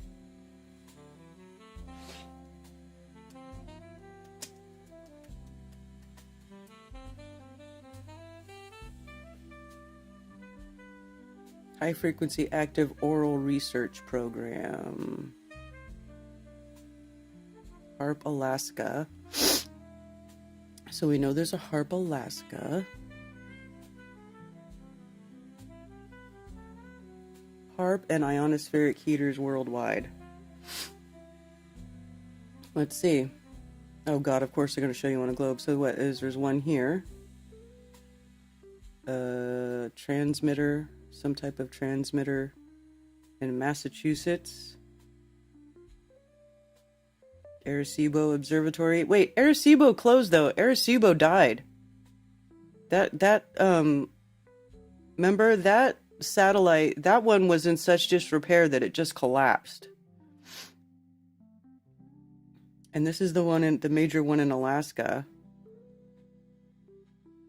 Poker Flat, Alaska. Advanced Modular Incoherent Scatter Radar. This Advanced Modular Incoherent Scatter Radar is a new ISR that employs modular solid state and phased array technologies and will yield measurements of the upper atmosphere and ionosphere with the unprecedented versatility and power to investigate the auroral processes.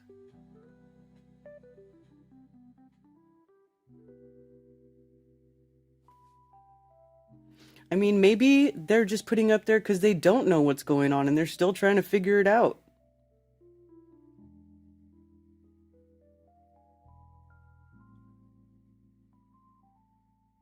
That's pretty far north right there. Longyearbyen, Norway. Steerable parabolic dish.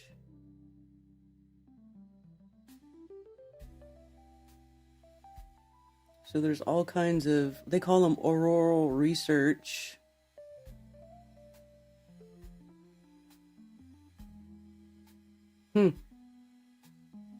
I mean, maybe they can recreate Northern Lights with it, but so like, what if they do? What is it? I mean, what is it? You know what I'm saying? Like, okay, so they're exciting the upper atmosphere or the ionosphere, and they're producing these lights in the atmosphere, but what is it doing? Is it really doing anything bad? I mean, if it's something that happens naturally, then is it really doing anything bad, or are they just, you know, I mean, I don't know. What do you guys think? Everybody loves to think that everything is, like, really, Karen? What do you mean? There are how many HARP for CERN facilities all over this realm. If you don't have Deftones private music on repeat, there's something off with you. Oh, yeah. There is an amazing Canadian documentary from the 90s about Northern Lights called Picture of Light with music by Jim O'Rourke. Ooh. Oh, I'll have to go check my box, Dennis. I'll go check my box. A guy actually goes up into low Earth orbit to look at it. Oh, really? It's RF radiation, radio frequency. Climate Viewer is a great website. A dude out of Sumter, SC, Jim Lee, is a creator. If this is the same site. It says climateviewer.org.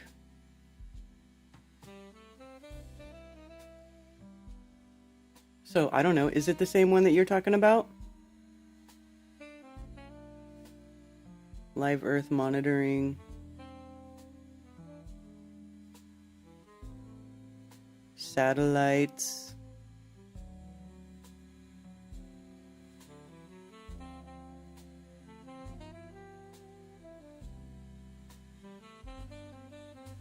Abandoned and sunken ships, ancient ruins, architecture, atmospheric sensors, and EMF sites.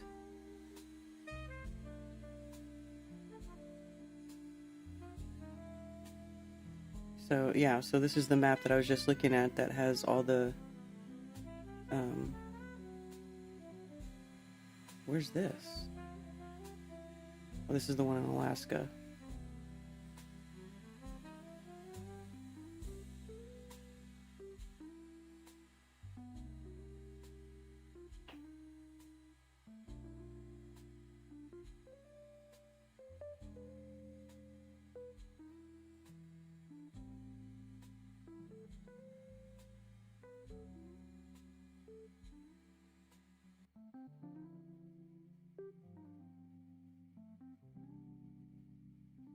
And some of these don't really look like much.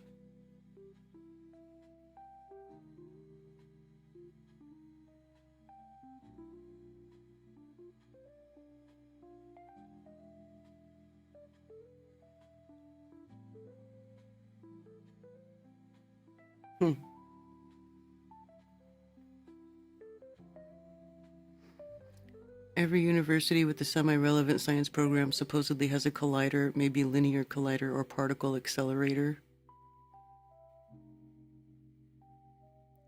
Oh, it's in transit? Okay. And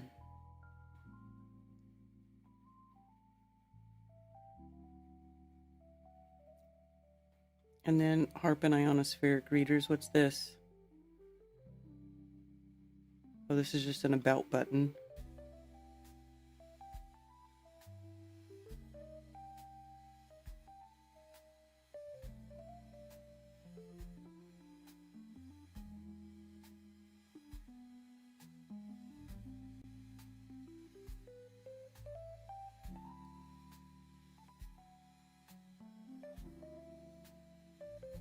A lot of weird stuff going on over here. Tell you what, it's not just Alaska. Sweden and Norway, they're got all kinds of weird shit going on. I don't know.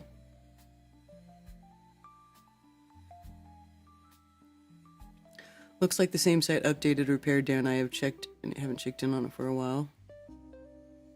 Yeah. It's called Amazing Maps. And Scientist Mustard, why are you tagging me in this stupid shit? I just need to know why. Are you trying to annoy me? Do you want me to mute you? This is the dumbest lowbrow retard bullshit. I hate it. I hate it. Look at this guy. Carbon, silica. Okay, carbon, yeah, carbon-based life forms, trees, plants, humans. Silica is not a life form, it's a crystalline substance. Rocks are crystalline. You didn't even know that this is a silica or that this is even real. How do I know this isn't even an AI picture down here? It looks freaking AI to me. Most of these are. And this is the type of dumb shit that I hate. Flat Earth Zone, sharing. If this is the stump, imagine the tree. Derpy, derpy, derp. Yeah, it makes no fucking sense, dude. This is why people think all flat earthers are retarded. Shit like that.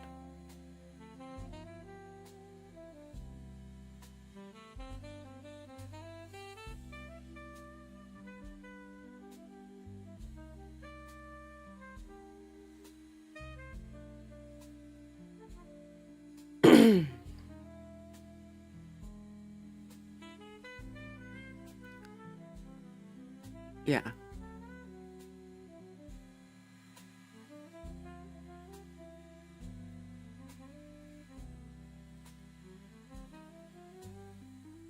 Let's see if we can find... Do they have a map of colliders?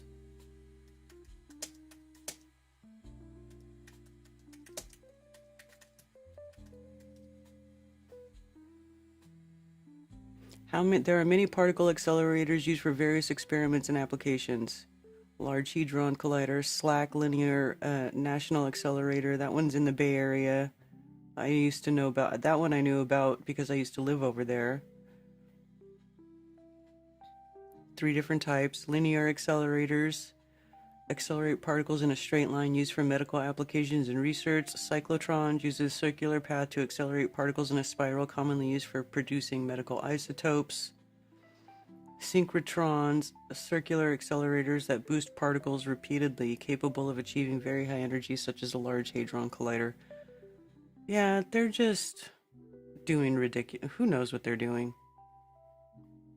Radiation therapy for cancer treatment.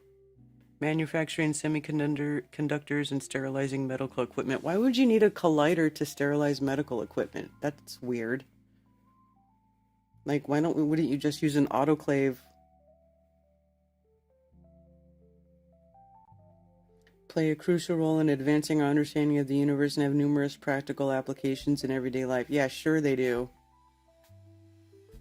The practical application of boosting particles, the practical application of accelerating particles in a spiral.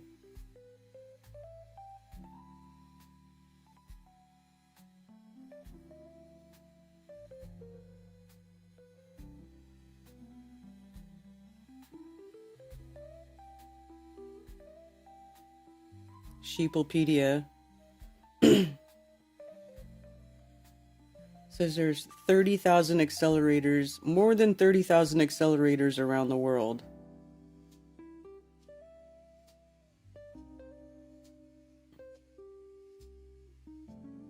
Uses. Beams of high-energy particles are useful for fundamental and applied research in the sciences and also in many technical industrial fields unrelated to fundamental research. There are approximately 30,000 accelerators worldwide. Of those, only about 1% are research machines with energies above 1 GeV. What is that? Electron volt. A unit of measurement equivalent to the amount of kinetic energy contained by a single electron accelerating through an electrical potential delivery. Whatever. Radiotherapy, ion implantation, industrial processing and research, and biomedical and other low-energy research. Here's SLAC. This is the one in the Bay Area. That building is a mile long. And then the freeway goes over it right here.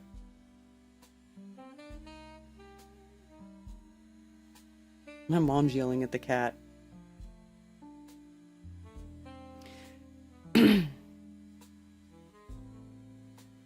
There's a history of satellite infrastructure published in 2023 entitled No Heavenly Bodies. The book is potentially useful because it chronicles cooperation between the US and USSR on space stuff. Huh.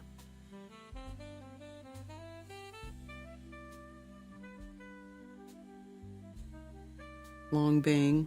Collider bang. Bacteria are gone to another universe. They're using quadrupoles to accelerate particles. Imagine that.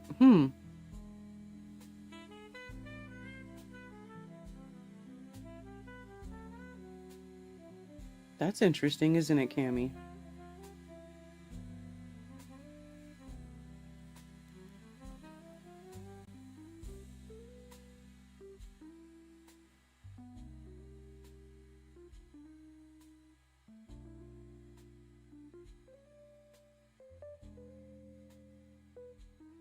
A magnet in the synchrocyclotron at the Orsay Proton Therapy Center. Wow, that's a magnet? That's wild. That's heavy duty. Aerial photo of the Tevatron, the main injector rings at Fermilab. The Tevatron ring also contains main ring, and a section of it is still used for downstream experiments. The main injector, and about half the diameter of the Tevatron, is for preliminary acceleration, beam cooling, storage, etc.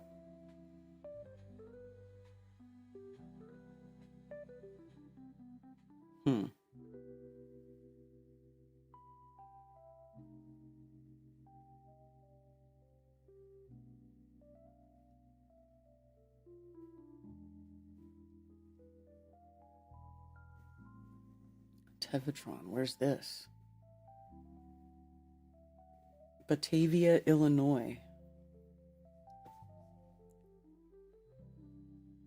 Active until 2011, so it is not active anymore?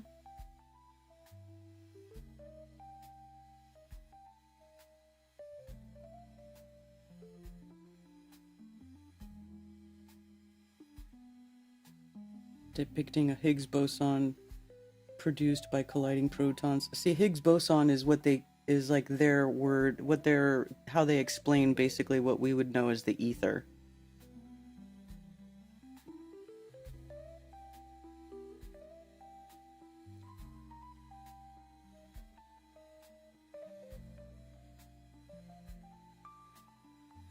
Torus field on torus field quatrefoils.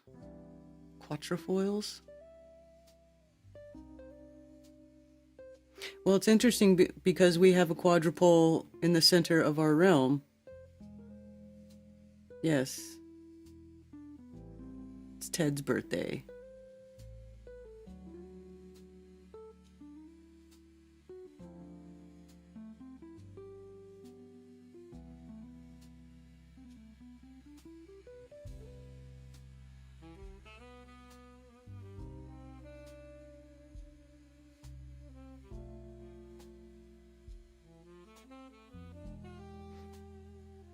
All right.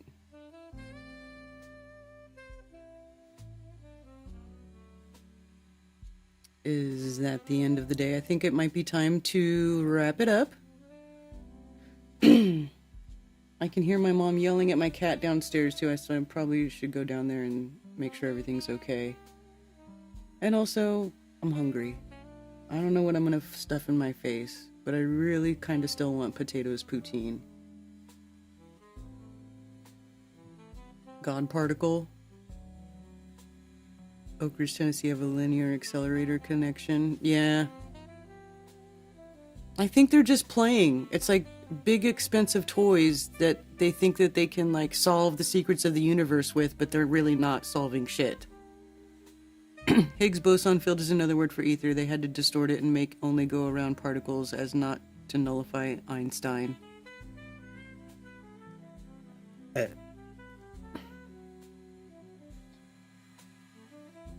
All right, you guys. I'm going to wrap it up. Thank you for hanging out with me on this fine Moonday morning, and thank you for giving Ted all of those lovely birthday wishes. I hope it made him smile, because he deserves it. He's a really good guy. And I'm going to go hang out with my mom. She's only here for a few more days. And that's it. All right? All right, you guys. Listen, have a wonderful rest of your week, and I will see you soon. Cheers. Don't talk like RFB. Physical mail to P.O. Box 10, Earl, North Carolina 28038. You can also follow me on Ko-Fi.com, and if you enjoy my shows and want to send me a tip, anything and everything is greatly appreciated, and thank you.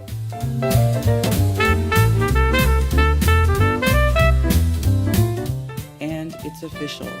Flat Earth Festivals has been retired. It was great fun while it lasted, and I hope you all cherish the memories we made at Flattoberfest as much as I do, and it was a pleasure to watch so many online friendships become in real life friendships over the years. Thank you so much, and I'll see you next time.